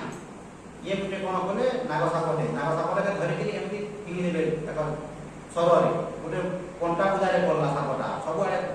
गड़ी गला सब आड़े बहुत कष्ट पाई पाई तड़पी पला तापर जो जगह रे द्रौपदींकर वस्त्र हरण होतला से समय ये चुप हेकि रही तार फल स्वरूप उत्तरायण दक्षिणायन आसवा पर्यंत पड़ीसा सरसज्जा रे भावन तो कर्मर फल भोग करिवा पई अनिवार्य बाध्य माने भगवान हेले मध्य तांगु मध्य फल भोग करबो पड़िबो आज्ञा आपण माने पढिबे से कहानी महाभारत तो भगवान हेले मध्य कर्मर फल भोग करिवा पई बाध्य तेणु करी ए कथा को कहिबार अर्थ होची आपण वर्तमान जो क्रियमान कर्म करूछंती बी केयरफुल सतर्क हेबा कथा जो कर्म करूछंती सतर्क जो क्रियमान कर्म करूछंती सेही कर्मटा आपण सुचारू रूप रे पालन करिया ठीक भाव माने मो द्वारा मोर ज्ञात सार रे हो किंबा मोर अज्ञात सार रे हो अज्ञात सार रे तो हे गेले हे दिबो किंतु ज्ञात सार रे मो कोनसी प्रकार भूल कर्म करिबि नाही एवं मन रखंतु आज्ञा जो व्यक्ति सच्चोट हेतिबो ईमानदार हेतिबो जो व्यक्तिर अंतःकरण शुद्ध हेतिबो जहा भितरे छल कपट किछि न दिबो सेही भलिया ज्ञानी व्यक्ति सहित सेही भलिया विद्वान व्यक्ति सहित झगड़ा करिबो नाही साधना पंचम में लेखा होती माने जो लेखा होती ज्ञानी मान बुधजने बाधक परित्यज्यता साधना पंचम में पढ़ी था माने बुधजने माने बुधर होती ज्ञानी व्यक्ति सहित झगड़ा करो नाही तांकर मन को असंतोष करो नाही कहीं ना से तुमको अभिशाप देबो नाही किबा आशीर्वाद देबो नाही कि तुमर जहां फलिबा कथा फलिबो जहां फलिबा कथा कहीं ना तार हृदय निर्मल अछि आज्ञा से आपन अमंगल पाई कहि मुझे सिद्धि को कहि मोर सार्थक कि थिला तापर जणा जदी हेटकी बड़ माने प्रमिस करि कि कहूची माने सतर्क होइबा कथा नहीं आज्ञा आपन ठीक कहउजंती एटा मु आपन विचार सेही समय जदी कहि थांता ताको भगवान दर्द देनता सेही समय जदी कहि थांता तो मु जदी हेटकी बड़ कथा ते कहली ए साधुते तापर जदी कहबो मोर स्वामी भलो बोली कहबो तो स्वामी को तू कंट्रोल कर केबे तो 3 वर्ष पर काई कोन करू तो जेउ व्यक्ति ता माने सच्चोट दिबो ईमानदार दिबो आज्ञा ता आखिर पानी न बाहर करबा कथा ता प्रति आपन कितबेले मध्ये अन्याय न करबा कथा स्वामी ज्ञान सरस्वती ट्रेन में जेबेले आसुले कटक रे जमे स्वामी ज्ञान सरस्वती गोटे स्त्री लोक देखो दुईटा जिंस हबो आज्ञा पूरा स्त्री लोक रे कहला जे स्वामी जी आपन को मु जानि छी आपन चाहिले ता माने मो पुत्र संतान देबोला मा ताको संतान हम दिला 20 वर्ष पर्यंत ये कहले मो बाबाजी लोक आम संतान की जानू आम से सिद्धि विधि किछि नाही आउ तो कोला ट्रेन रे नहीं स्वामी जी से बड़ धरला नहीं स्वामी जी आपन आशीर्वाद दे करे ता माने आपन पर ता माने हेबो ता जहा हेले मध्ये संतान देबो आपन आशीर्वाद के खाली करो स्वामी 3 नंबर मना करे 3 नंबर धरे मना करे ये तो बड़ भारी छी ते शिष्य न भक्त न किछि न को रूप जानि तो नहीं स्वामी जी आपन आशीर्वाद करे हो ठीक है जा हो जाएगा संतान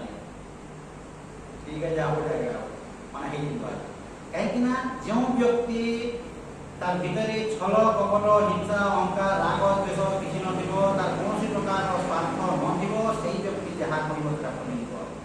जो मन रखि था जहा करो तार कोनसी प्रकार यदि स्वार्थ न दिबो एवं ये संसार रे जणे मात्र व्यक्ति जे कि ज्ञानी से केमिति कर्म करे तार कोनसी प्रकार स्वार्थ हासिल करिबा पई से कर्म करे नै तार निजर व्यक्तिगत जीवन रो व्यक्तिगत जीवन को सुख शांति पाइबा पई मध्ये से कर्म करे नै निजर व्यक्तिगत स्वार्थ पई से कर्म करिबो नै अन्यर मंगल पई समाज रो मंगल पई से कर्म करिबो एवं से केमिति कर्म करिबो ज्ञानी केमिति कर्म करिबो पुण्य कर्म मध्ये करिबो नाही पाप कर्म मध्ये करिबो नाही पाप पुण्य थारो ऊर्ध्वरे आउटे कर्म अछि कर्तव्य कर्म do what is to be done माने ज्ञानी कोन करे पाप कर्म यदि आपण करिवे नरकगामी हेबे तार फल पाइबे पुण्य कर्म यदि करिवे स्वर्गगामी हेबे तो स्वर्ग एवं नरक या पछरे ये न पड़ी पाप पुण्य पछरे न पड़ी ज्ञानी जेतेबेले से ज्ञान पाई दिबो से केमिति कर्म करिवो केवल कर्तव्य कर्म करे पुण्य कर्म मध्ये करिवो ना काहे कि ना तार कर्ता भाव थिले सिना आपनकर पाप किबा पुण्य हबो पाप पुण्य केतेबेले हेबो आगे देखो तो बहुत धीरे धीरे डोजटा बढ़ौती आपन बुझंतु यदि कर्ता भाव यदि थिबो ताहेले आपनकर पाप किबा पुण्य माने मु करूची मु पुण्य कली मु पाप कली एई बोलिया ता तो कर्ता भाव ही ना तो कर्ता भाव यदि रहिबो नाही ताहेले आपण मुख्य पाइबे भगवान को पाइबे पाप कर्म कले मध्ये आपण भगवान को पाइ पाइबे नाही पुण्य कर्म कले भगवान को पाई पारे नहीं यदि कर्तव्य कर्म यदि करेंगे ताहले आपण भगवान को पाइबे जहाँ नियर कर्तव्य do what is to be done माने कर्तव्य कर्म कौन जहाँ करने द्वारा मते कहीं प्रशंसा करिवे नाही न करने द्वारा मते निंदा करिवे एटा होची कर्तव्य कर्मर संज्ञा जहाँ करने द्वारा मते कहीं प्रशंसा करिवे नाही न कले मते निंदा सेटा होची कर्तव्य कर्म धरन मु ठीक 6:30 एठी आसी बसली मते कि प्रशंसा करिवो मोर कर्तव्य किंतु यदि न आसिली निंदा करे एटा होची कर्तव्य कर्मर संज्ञा तो ज्ञानी कोन करे कर्तव्य कर्म करिवो कर्तव्य कर्म तो आपण यदि कर्तव्य कर्म यदि करूथिबे ताहेले आपण भगवान को पाइबे जेमिति आज्ञा कहउथिले सदानंद सरस्वती प्रवचन करिसथि पुरी प्रवचन एमती चलीछि प्रवचन चलीछि पुरी रे प्रवचन चलीछि गजपति राजा परे आसे गजपति राजा जेतबेले परे आसे प्रवचन रो उठी कि तो मुंडिया मारे गजपति राजा से जगह से कहि देले स्पष्ट भाव रे तमे गजपति राजा को पाइबो भगवान को पाइबो जे ज्ञानी ही तो से कहि देबो आगे स्पष्ट भाव गजपति राजा आसंतु कि जे आसंतु तुम कहि तो प्रवचन सुनछो तुम जीवन रो कल्याण करे में आछो तुम से गजपति राजा को उठी कि मुंडिया कहि मारे पर कोन दरकार अछि तेनका धारणा कोन नै गजपति राजा को मुंडिया मार देले हमर जीवन रहि जाइबो किछि हेबो तो गजपति राजा को पाइबो किंतु भगवान को पाइबो नै भगवान को पाइ परिबो एई कि तो इंपोर्टेंस कहा को देलो गजपति राजा को माने प्रवचन सुनि सारो जे तो मुंडिया मार के तो मना करती तो प्रवचन चलीछि तो उठी जाई गजपति राजा को मुंडिया मारिबो सेमिति तो कर्तव्य कर्म मु वर्तमान प्रवचन सुनुछि माने जे केही आसले मध्य वर्तमान मोर कर्तव्य होछि मु प्रवचन सुनिबा मोर आ कुआडे मोर मन नेबिनी कुआडे जिबिनी जे केही आसनु ना कुआडे जिबा तो एमिति ता माने आपनकर जीवन रे आपन कोन करिवे कर्तव्य कर्म एवं ए मनुष्य कोन करे आपन देखंतु ए मनुष्य कोन करिवो आज्ञा मोर बापा प्रति मोर कर्तव्य नहीं मोर पुआ प्रति मोर कर्तव्य नहीं मोर नाती प्रति मोर कर्तव्य नहीं मोर नातुनी प्रति कर्तव्य नहीं या दोस्त माने हमकु कहनी आज्ञा मोर बापा मां प्रति मोर कर्तव्य नहीं अछि मोर नाती नातुनी प्रति कर्तव्य नहीं अछि मोर स्त्री प्रति मोर कर्तव्य नहीं अछि आ तोर प्रति कर्तव्य अछि ताको खाई देबे माने माने आसी हमको कहबे बापा मां प्रति मोर कर्तव्य नहीं कि अछि बापा मां प्रति कर्तव्य अछि पुआ झियो प्रति कर्तव्य अछि नाती नातुनी प्रति कर्तव्य अछि तमर घर प्रति कर्तव्य अछि संसार प्रति कर्तव्य अछि समस्तଙ୍କ प्रति कर्तव्य अछि एवं सबुठारु बड़ कर्तव्य कोन निज जीवन उद्धार करिबा से कर्तव्य अछि कि तो निज जीवन उद्धार के करिबा आज्ञा भगवान श्री कृष्ण कोन कहले उद्धरिता आत्मात्मान नो आत्मा वसादये निज उद्धार निजे करो एथिरे अवहेला करो नाही परंतु जो माने एठी आसी कि सुनुछन्ती से माने उपकार पाइबे आज्ञा जे सुनु नाही से कोन उपकार पाइबा से पाइबो नाही जे सुनिबो ता उपकार पाइबो जे साधना करिबो ता लाभ हेबो तो निज जीवन रो कल्याण करिबा पई चेष्टा करिबा कथा आज्ञा ए जो मनुष्य जीवन जो मिलिछि केते कष्ट रे मिलिछि भाबुचंती मनुष्य सादृशम जन्म पुत्रा विनैव विद्यते देवता पितर सर्वे इच्छन्ति तनु मानुषीम तो ये मनुष्य भलिया जन्म आ कोनसे नहीं मनुष्य सादृशम जन्म पुत्रा विनैव विद्यते आ कोठी पाइबे नहीं देवता पितर सर्वे देवता माने एवं पूर्व पुरुष माने ए मनुष्य जन्म पाया पई लालाई होछन काहे कि ना ए मनुष्य जनी गोटिए जनी जो जनी रे आपण नियर जीवन रो कल्याण करिवे भगवान को पाई पारिबे एई जोनी रे कोलाइबो 84 लक्ष जोनी भ्रमतः यह जीव विनाशी एबे जो मनुष्य जोनी पाई छंती 83 लक्ष 69999 तक भ्रमण करी ए मनुष्य जोनी पाई छंती एई मनुष्य जोनी यदि आपण हराई देबे भगवान को यदि न पाइले पुणी केते बोलिबे 83 लक्ष 69999 जोनी केतेले कुकुर केतेले माकड़ केतेले बिलाड़ी केतेले मशा एतकी दुनिया या 83 लक्ष कोन पे दिन तो 100 टा हिबो मशा हला फट पले गला माछी हेले फट पले गला बैक्टीरिया हेले गला एमती फट फट होते सब एमती नहीं तो माने 83 लक्ष दुनिया या 83 लक्ष कोन माने मशा हेला एमती करले गला माछी हेले एमती करले गला कुकुरी हेले एमती करले गला एवं दांतरे जो बैक्टीरिया रे होती तो सब रे हम जोनी न सब एमती हे फिर किते भगवान मन अशेष कृपा हबो ଜନି ପାଇବ। ତ ଏଇ ମନୁଷ୍ୟ ଜନି ଦେବ ଦୁର୍ଲଭ ମନୁଷ୍ୟ ଜନି ଯୋଉ ପାଇଛ ତାକୁ କାହିଁକି ନଷ୍ଟ କରୁଛ? କିଏ କ'ଣ କଲା ଛାଡ଼ନ୍ତୁ, ନିଜ ଉଦ୍ଧାର ନିଜେ କରନ୍ତୁ ଆଜ୍ଞା। ଆପଣ ଧରନ୍ତୁ ଭାବୁଛନ୍ତି ଏବେ ଧରନ୍ତୁ ଡାକ୍ତର ହେଇଯିବେ, ଇଞ୍ଜିନିୟର ହେଇଯିବେ, କଲେକ୍ଟର ହେଇଯିବେ କିମ୍ବା ଧନୀ ହେଇଯିବେ। ଆପଣ ଧରନ୍ତୁ ଆରାଧନା କରିବେ ସେମିତି ହେବେ କି? ଏ ସମ୍ବଲପୁରରେ ଏମିତି ଜଣେ ଆତ୍ମଜୀବୀ ପ୍ରବଚନ ସରିଲା କେମିତି ରହିପାରିଲା, ପ୍ରବଚନ ସରିଗଲା ମାନେ ସ୍ୱାମୀଜୀ ମୋତେ ପଞ୍ଚାୟତ ଆଜ୍ଞା ପଞ୍ଚାୟତ ମାନେ ୟୁନିଭର୍ସିଟିର କ୍ଲାସ୍ ଏଇ ସମ୍ବଲପୁରରେ ମାନେ ଦୁଇ ସ୍ୱାମୀ ସ୍ତ୍ରୀ ବୟସ କେତେ 40 ବର୍ଷ ହେଉଥିବ, 40-45 ବର୍ଷ ହେଉଥିଲା। ସେମାନେ ଭାବି ଦେଇଛନ୍ତି ଯେ ଟୋକାଟୋକି ମାନେ ସେ ସ୍ୱାମୀ ସ୍ତ୍ରୀ ଦୁଇଟା ଆଜ୍ଞା ୟୁନିଭର୍ସିଟିର କ୍ଲାସ୍ ଥିଲେ। ଏଇଟା 2000 ସାଲେ ପ୍ରବଚନ 2004 ଭିତରେ ପ୍ରବଚନ ଦେଉଥିଲେ ଏଇ ସମ୍ବଲପୁରରେ। ସେମାନେ କ'ଣ ଭାବୁଛି ତାଙ୍କର ଯଦି ମୋର ସ୍ତ୍ରୀଟା ଆଗ ଯଦି ମରିଗଲା ସେଇଠି କାଟିଯିବ, ମୁଁ ମଲା ପରେ ମୁଁ ବି ଯିବି, ତାହେଲେ ଯାଇକି ଫେର ମିଶିକିରି ଫେର ତ ଆସିବୁ ଜନ୍ମ ହେବ ଦୁଇ ଜଣ ସ୍ୱାମୀ ସ୍ତ୍ରୀ ଜନ୍ମ କା ସାଥୀ। ଯେ ଆଗ ଗଲେ ଟୋକାଟୋକି ଆଜ୍ଞା ଟୋକାଟୋକି ହେବ ନାହିଁ ବୋଲି କହିଲା ପ୍ରବଚନ ସରିଲା। ଆପଣ ଯେଉଁ ଭଳିଆ କହିଲେନି ଟୋକାଟୋକି ଆଉ ହେବ ନାହିଁ, ତାହେଲେ ବୋଲେ ଟୋକାଟୋକି ଆଉ ହେବ ନାହିଁ ବୋଲେ ଆଜ୍ଞା ବିଶ୍ୱାସ କରିବେନି ଝାଲ ବାହାରିଗଲା। ମାନେ ଦୃଢ଼ ଧାରଣା ଯେ ଆମେ ଜନ୍ମ କା ସାଥୀ ମାନେ ଚାଲିଥିବୁ ଆମ ପିଲା ଏମିତି ମାନେ ଏବେ ଆମେ ମରିଗଲେ ସେ ଟାକିବ, ନହେଲେ ମୁଁ ଆଗ ଗଲେ ମୁଁ ଟାକିଥିବି ଇଏ ଫେରିଥିବ, ଫେର ଆମେ ଫେର ଜନ୍ମ ହେବ ଦୁଇ ଜଣ, ଫେର ସ୍ୱାମୀ ସ୍ତ୍ରୀ ହେଇକି ଆମେ ଆରାମ ରହିବୁ। ସେମିତି ଆମେ ଖାଉଥିବ ମୁଢ଼ି ମିକ୍ସଚର ବୋଲି ଭାବୁଛି। ମୁଁ କହିଲି ଏମିତି ହେବ ନାହିଁ। ଏମିତି ହେଉଥିଲେ କାହିଁକି ସାଧନା କରନ୍ତା ଆଜ୍ଞା? ଏମିତି ହେଉଥିଲେ ସାଧନା କାହିଁକି କରିବ? ଯଦି ଆପଣ ଏବେ ଜଣେ ଡକ୍ଟର ଆଉ ଜନ୍ମରେ ପୁଣି ଡକ୍ଟର, ଆପଣ ଏବେ ଡକ୍ଟର ଆଉ ଜନ୍ମରେ କୁକୁର ବିରାଡ଼ି ହେବେ, ମାଛି ହେବେ, ମଶା କିଛି କହିହେବ କି? ଡକ୍ଟର ହେଇଛନ୍ତି ବୋଲି ଆପଣ ତାର ମାଛି ହେବେନି ଯଦି କିଛି କରିନାହାନ୍ତି, ପାପ କର୍ମ ଯଦି କରିଛନ୍ତି, ପାପ ଯଦି କର୍ମ କରୁଛନ୍ତି ମାନେ ଆପଣ ମାଛି ବି ଇଏ କରିବେ, ଯାହା ହେଲେ ହେବ ମାନେ ମନୁଷ୍ୟ ଜନି ପାଇବେ ନାହିଁ। ମନୁଷ୍ୟ ଭଳିଆ ଯଦି ଆପଣ କର୍ମ କରିବେ ତାହେଲେ ମନୁଷ୍ୟ ଜନି ପାଇବେ। ଏବଂ ସାଧନା କରିକିରି ଯଦି ଆପଣଙ୍କର ଜୀବନଟା ଯଦି ପଳାଇଗଲା ଭଗବାନଙ୍କୁ ଯଦି ନ ପାଇଲେ ତାହେଲେ ଆପଣ ମନୁଷ୍ୟ ଜନି ପାଇବେ। ଆପଣ ଧରନ୍ତୁ ଭଗବାନଙ୍କୁ ପାଇବା ପାଇଁ ଚେଷ୍ଟା କରୁଛନ୍ତି ଏବଂ ଆପଣଙ୍କର ଦେହାନ୍ତ ହେଇଗଲା, ଯେଉଁ ଜାଗାରୁ ଛାଡ଼ିଥିବେ ସେଇ ଜାଗାରୁ ଆପଣ ଆରମ୍ଭ କରିବେ। ସ୍ୱାମୀ ଚିଦାନନ୍ଦ ସରସ୍ୱତୀ ଆଜ୍ଞା ପ୍ରକାଣ୍ଡ 34 ଜଣ ତାଙ୍କୁ ଦେଖିଲେ, ପୂର୍ବ ଜନ୍ମରେ ଆପଣ ସନ୍ନ୍ୟାସୀ ଥିଲେ। ସ୍ୱାମୀ ଚିଦାନନ୍ଦ ସରସ୍ୱତୀ ଏଇ ଜନ୍ମ ଛାଡ଼ନ୍ତୁ, ପୂର୍ବ ଜନ୍ମରେ ମଧ୍ୟ ଆପଣ ସାଧୁ ଜଣେ ଥିଲେ ଏବଂ ଆପଣଙ୍କର ପୂର୍ଣ୍ଣତା ହେଇନି ବୋଲି ଏବେ ପୁଣି ଆପଣ ସାଧୁ ହେବେ ବୋଲି କହିଲେ। ପୂର୍ବ ଜନ୍ମରେ ମଧ୍ୟ ସାଧୁ ଥିଲେ, ତାଙ୍କ ଦେଖିକି କହିଦେଲେ। ଏଇଟା ବୁଝିବା କଥା। ତ ଆପଣ ଏଇ ଜନ୍ମରେ ଆପଣ ଡକ୍ଟର ଇଞ୍ଜିନିୟର କଲେକ୍ଟର ହେଇଛନ୍ତି, ତାର ଅର୍ଥ ନୁହେଁ ଯେ ଆଉ ଗୋଟେ ଜନ୍ମରେ ଆପଣ ସେମିତି ଡାକ୍ତର ଇଞ୍ଜିନିୟର କଲେକ୍ଟର ହେବେ, ସେମିତି ଧନ ସମ୍ପତ୍ତିକୁ ଭୋଗ କରିବେ ଆଉ ଆରାମରେ କରିବେ ନୁହଁ। ସେଇଥିପାଇଁ ମୁଁ କହିଲି ଆଜ୍ଞା ସାଧୁ କହିଲେ ମୋତେ ବି ପୁରା ଆଶ୍ଚର୍ଯ୍ୟ ଠିକ୍ କଥାଟା କହିଲେ ବୋଲି। ଧରନ୍ତୁ ଆପଣଙ୍କର 1 କୋଟି ଟଙ୍କା ଅଛି,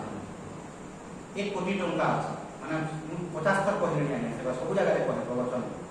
ଆପଣଙ୍କର ଧରନ୍ତୁ 1 କୋଟି ଟଙ୍କା ଅଛି, ଆପଣ ଜୀବନ ପଳେଇବ, ଲାଭ କ'ଣ ପାଇଲେ? ଜିରୋ କିଛି ପାଇଲେ। କିନ୍ତୁ ସେଇ 1 କୋଟିରୁ ଆପଣ ଯଦି ଦାନ ପୁଣ୍ୟ କିଛିଟା ବି ଯଦି କରିଦେବେ ତାର ଫଳ ପାଇବେ। ନହେଲେ ପଇସା ହେଲା କି ଆପଣଙ୍କ ପାଇଁ ମୂଲ୍ୟହୀନ କି ନାହିଁ? ମୂଲ୍ୟହୀନ କି ନାହିଁ? 1 କୋଟି ଟଙ୍କା ତାର ମୂଲ୍ୟ କେତେ? ଜିରୋ ପାଇଲେ ଯଦି ମରିଗଲେ। କିନ୍ତୁ ଯଦି ମରିବା ପୂର୍ବରୁ ଯଦି ଆପଣ କିଛି ବି ଯଦି ଖର୍ଚ୍ଚ କରିଦେବେ ତାମାନେ ସେଇଟା ଆପଣଙ୍କର ଲାଭ। ତ ଯେ ବିବେକୀ ହେଇଯିବ, ଯେ ପୁଣ୍ୟମାନ ହେଇଯିବ ଆଜ୍ଞା, ସବୁ ପୁଣ୍ୟ କର୍ମ କରିବ, ଯେତିକି ପାରିଲା ଭଲ କର୍ମ କରିବ। କାହିଁକି ନା ଭଲ କର୍ମ କରିକିରି ସତ୍କର୍ମ କରିକିରି ଭଗବାନଙ୍କର ଆଶୀର୍ବାଦ କେମିତି ପାଇବ ସେଥିପାଇଁ ଚେଷ୍ଟା କରିବା କଥା। ଏବଂ କ'ଣ କଲେ ଭଗବାନ ଆପଣଙ୍କୁ ଆଶୀର୍ବାଦ କରିବେ? କ'ଣ ଲୋକ ଜାଣିନାହାନ୍ତି? କ'ଣ କଲେ ଭଗବାନ ଆପଣଙ୍କୁ ଆଶୀର୍ବାଦ କରିବେ? ଠକୁଥିବେ, ଭଣ୍ଡୁଥିବେ, ଲାଞ୍ଚ ନେଉଥିବେ, ଖରାପ କାମ କରୁଥିବେ, ଚୋରି କରୁଥିବେ, ବ୍ୟଭିଚାର କରୁଥିବେ, ଭଗବାନ ଆପଣଙ୍କୁ ଆଶୀର୍ବାଦ କରିବେ? ତ କ'ଣ କଲେ ଭଗବାନ ଆପଣଙ୍କୁ ଆଶୀର୍ବାଦ କରିବେ? ଯଦି ଆପଣ ସଚ୍ଚୋଟ ହେଲେ, ଇମାନଦାର ହେଲେ, ଦାନ ପୁଣ୍ୟ କଲେ, ଭଲ କର୍ମ ଯଦି କଲେ ତାର ଫଳ ଅଛି କି ନାହିଁ?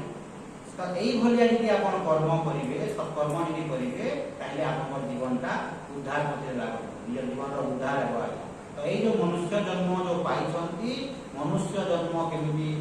ହାସଲ ଯେଉଁ ହେଇଛି, ମନୁଷ୍ୟ ଜନ୍ମରେ ନିଜ ଜୀବନର କଲ୍ୟାଣ କେମିତି କରିବେ, ଭଗବାନଙ୍କୁ କେମିତି ହାସଲ କରିବେ, ଭଗବାନଙ୍କୁ କେମିତି ପାଇବେ ତା ପାଇଁ ଚେଷ୍ଟା କରିବା କଥା। ଆଉ ଖାଇ ପିଇକିରି ଶୋଇକିରି ଏମିତି ଜୀବନଟା ପଳାଇବ, ମରିଗଲା ପରେ କ'ଣ ହେବ ଆଜ୍ଞା? କିଛି ହେବ? ମରିଗଲେ ଆଉ କିଛି ନାହିଁ। ମରିଗଲା ମାନେ ଯାହା ଯାହା ତୁମର ଥିବ ଏବଂ ତାକୁ ଦେଖନ୍ତୁ ଉପନିଷଦରେ ବେଦରେ ଯେଉଁ ଲକ୍ଷେ ମନ୍ତ୍ର ଅଛି, ସେଇ ଲକ୍ଷେ ମନ୍ତ୍ର ଭିତରୁ ଗୋଟିଏ ମନ୍ତ୍ର ଈଶାବାସ୍ୟ ଉପନିଷଦର ଲାଷ୍ଟ ମନ୍ତ୍ର। ଏଟା ମୁଁ କହୁନି ଆଜ୍ଞା, ମୁଁ କହୁନି। ଈଶାବାସ୍ୟ ଉପନିଷଦର ଅର୍ଥ ହେଉଛି ବେଦ। ବେଦ ବେଦରେ ଯୋଉ ଲକ୍ଷ୍ୟ ମନ୍ତ୍ର ଅଛି ସେ ଭିତରୁ ଗୋଟିଏ ମନ୍ତ୍ର ହଉଛି ପ୍ରତସ୍ମର ପ୍ରତକଂ ସ୍ମର ପ୍ରତସ୍ମର ପ୍ରତକଂ ସ୍ମର ବୋଲି କୁହାହଉଛି। ମୃତ୍ୟୁ ସମୟରେ ଶାସ୍ତ୍ରରେ ଲେଖା ହଉଛି ସ୍ମରଣ କର କଣ କଣ ଜୀବନରେ କୀର୍ତ୍ତି କରିଛୁ ଯେ। ଏଟା କାହାକୁ କୁହାହଉଛି? ମୃତ୍ୟୁ ସାହି ଥିବା ଜଣେ ବ୍ୟକ୍ତିକୁ କୁହାହଉଛି, ମାନେ ସମସ୍ତଙ୍କୁ, ମାନେ ମୃତ୍ୟୁ ମୁଖରେ ପଡ଼ିଥିବା ଜଣେ ବ୍ୟକ୍ତିକୁ କୁହାହଉଛି ଯେ ପ୍ରତସ୍ମର ପ୍ରତକଂ ସ୍ମର। ଏଇ ଜନ୍ମର କଥା ଧରନ୍ତୁ ଆପଣଙ୍କୁ 80 ବର୍ଷ ହେଇଛି, ଆପଣ ମୃତ୍ୟୁ ଶଯ୍ୟାରେ ପଡ଼ିଛନ୍ତି, ଆପଣ ମରିବେ, ତ ସେଇ ଜାଗାରେ କୁହାହଉଛି ପ୍ରତସ୍ମର ପ୍ରତକଂ ସ୍ମର। ଯାହା ଯାହା ତୁମେ କୀର୍ତ୍ତି କରିଛ ଏଇ ଜୀବନରେ ଆପଣ ସ୍ମରଣ କରନ୍ତୁ, ସ୍ମରଣ କରନ୍ତୁ କଣ କଣ କରିପାରିବେ। ଯଦି ଭଲ କର୍ମ ଯଦି କରିଥିବେ ଆପଣଙ୍କୁ କିଛି ଲାଗିବନି, ଯଦି ଖରାପ କାମ କରିଥିବେ। ଏଇ ସମ୍ବଲପୁରରେ ପ୍ରବଚନ ସରିଲା, ଆର ଦିନ ସକାଳୁ ଆସିଲା ପୋଲିସ ଇନ୍ସପେକ୍ଟର ମୋ ପାଖକୁ ଆସିଲା ସକାଳୁ, ସନ୍ଧ୍ୟାରେ ଏମିତି କ୍ଲାସ୍ ହେଲା, ସକାଳୁ 9ଟା ବେଳେ ସେ ଆସିଲା ସମ୍ବଲପୁରରେ। ଭୋ ଭୋ ହେଇକି କାନ୍ଦିଲା। ମୁଁ କହିଲି କଣ ହେଲା, ଅସୁବିଧା କଣ ହେଲା ତୁମର କହ। ମାନେ କହିପାରିଲାନି 5 ମିନିଟ୍ ପର୍ଯ୍ୟନ୍ତ ଭୋ ଭୋ ହେଇକି କାନ୍ଦିଲା। ମୁଁ ଭାବୁଛି ଘରେ କଣ ଝଗଡ଼ା ପାତି ହେଇଥିବ, କଣ ଗୋଟେ ହେଇଥିବ ବୋଲି ଭୋ ଭୋ ହେଇକି କାନ୍ଦିଲା। ଏଇ ଟାଇପ୍ରେ ମୁଁ ଯୋଉଥିଲି ପୂଜା ସରିଲା ପରେ 8 ମିନିଟ୍ରେ ଆସିଲା, ଭୋ ଭୋ ହେଇକି କାନ୍ଦିଲା। ମୁଁ କହିଲି କଣ ହେଲା, 5 ମିନିଟ୍ ପର୍ଯ୍ୟନ୍ତ କାନ୍ଦଟାକୁ କଣ୍ଟ୍ରୋଲ କରିପାରିଲା। ତାପରେ କହିଲା କୁଆଡ଼େ ଯିବ ଆଜ୍ଞା ପାପ, ମୁଁ ଯେତେବେଳେ ପୋଲିସ ଥିଲି ଆଜ୍ଞା, କାନ୍ଦି କାନ୍ଦି ଗୋଟେ ବିଧବା ସ୍ତ୍ରୀ ଆସିଲା ମୋ ପାଖକୁ। ଆଜ୍ଞା ରାତିରେ ମୋ ଘର ଚୋରି ହେଇଯାଇଛି, ମୋର ସୁନା ଥିଲା, ମୋର ପଇସା ଥିଲା ଆଜ୍ଞା, ଆଉ ଏ ଚୋରଟା ନେଇଗଲା, ଏ ପାଖ ଲୋକ ଆଜ୍ଞା ଚୋରଟା ଇଏ ନେଇଛି। ତାପରେ ଦେଖିଛୁ ଇଏ ବୋଲି ବିଧବା ସ୍ତ୍ରୀ ଦେଖିଛୁ ଦେଖିଛୁ, ତୁ କାହିଁକି ଘରେ ସୁନା ରଖୁଛୁ, ତୁ କାହିଁକି ଘରେ ପଇସା ରଖୁଛୁ, ମଲ ମାନେ ଆପଣ ପୋଲିସକୁ କେସ୍ ଦେବା ପାଇଁ ଯିବେ, ଦେଖିବେ ଆମକୁ ଅଖାଡ଼ୁଆ ପ୍ରଶ୍ନ କେମିତି ପଚାରିବ, ମରିଗଲେ ନାହିଁ ଆପଣ ଆଜ୍ଞା, ତୁ କାହିଁକି ରାତିରେ ସେଇଠି ରହିଲେ ଟିକେ। ଚୋର ଆଉ ପୁଲିସ 50-50 କରିଦେଇଥିବେ, ଆଗରୁ କଥା ହେଇଥିଲେ ତୁ ଚୋରି କରି ଯିବୁ, ପଇସା ଆଣିବୁ, ସୁନା ଆଣିବୁ, ମତେ ଅଧା ଦେବୁ, ତୋର ଅଧା, 2 ଜଣ ଅଧା ହେଲା, ଚୋର ଆଉ ପୁଲିସ ଆଉ ୟା କିଏ ତାରିଖ।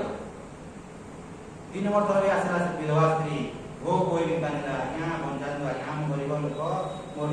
ସୁନା ରୂପା ସବୁ ଚୋରି ହେଇଗଲା। ନାଇଁ ନାଇଁ ନାଇଁ କଲା, ସେଇ ପାପଟା କୁଆଡ଼େ ଯିବ ଆଜ୍ଞା ବୋଲି କହିଲା ସେଇ ଲୋକ। ସେ ପାପଟା କୁଆଡ଼େ ଯିବ ଆଜ୍ଞା, ମୁଁ ଏବେ ନ କାନ୍ଦିବି ଅଲଗା ଲୋକ କାନ୍ଦିବେ ଆଜ୍ଞା। ଭାବନ୍ତୁ 30 ବର୍ଷର ପୂର୍ବର କଥା ମନେ ପଡ଼ିକି କେମିତି କାନ୍ଦୁଛି। ଏବେ କ'ଣ ପରିବାରରେ ମୁଁ ଶାନ୍ତିରେ ରହିବି ଆଜ୍ଞା, ଏବେ ପରିବାରରେ ମୁଁ ଶାନ୍ତିରେ ରହିପାରିବି ନାହିଁ, କାହିଁକିନା ମୋତେ ପୁଅ ଝିଅ ମୋ ସବୁ କଷ୍ଟ ଦେଉଛନ୍ତି ଆଜ୍ଞା, ମୋ ସ୍ତ୍ରୀ ମୋତେ କଷ୍ଟ ଦେଉଛି, ମୁଁ ବିଲକୁଲ ଶାନ୍ତିରେ ରହିପାରୁନି ଆଜ୍ଞା, ଦୟନୀୟ ଅବସ୍ଥାରେ ମୁଁ ଗତି କରୁଛି। ଧନ ସମ୍ପତ୍ତି ପ୍ରଚୁର ଅଛି, କୁଆଡ଼େ ଯିବ ଆଜ୍ଞା, କୁଆଡ଼େ ଯିବ ଆଜ୍ଞା। ଭାବନ୍ତୁ 30 ବର୍ଷର କଥା କେମିତି ମନେ ପଡ଼ୁଛି, 30 ବର୍ଷର କଥା, 50 ବର୍ଷ 100 ବର୍ଷର କଥା ମନେ ପଡ଼ିବ ଆଜ୍ଞା। ଆପଣ ଯେତେବେଳେ ମୃତ୍ୟୁ ଶଯ୍ୟାରେ ଯେତେବେଳେ ପଡ଼ିଥିବେ, ଯାହା ଯାହା କର୍ମ କରିଥିବେ ସବୁ ଜଳ ଜଳ ଦିଶିବ ଆପଣଙ୍କୁ।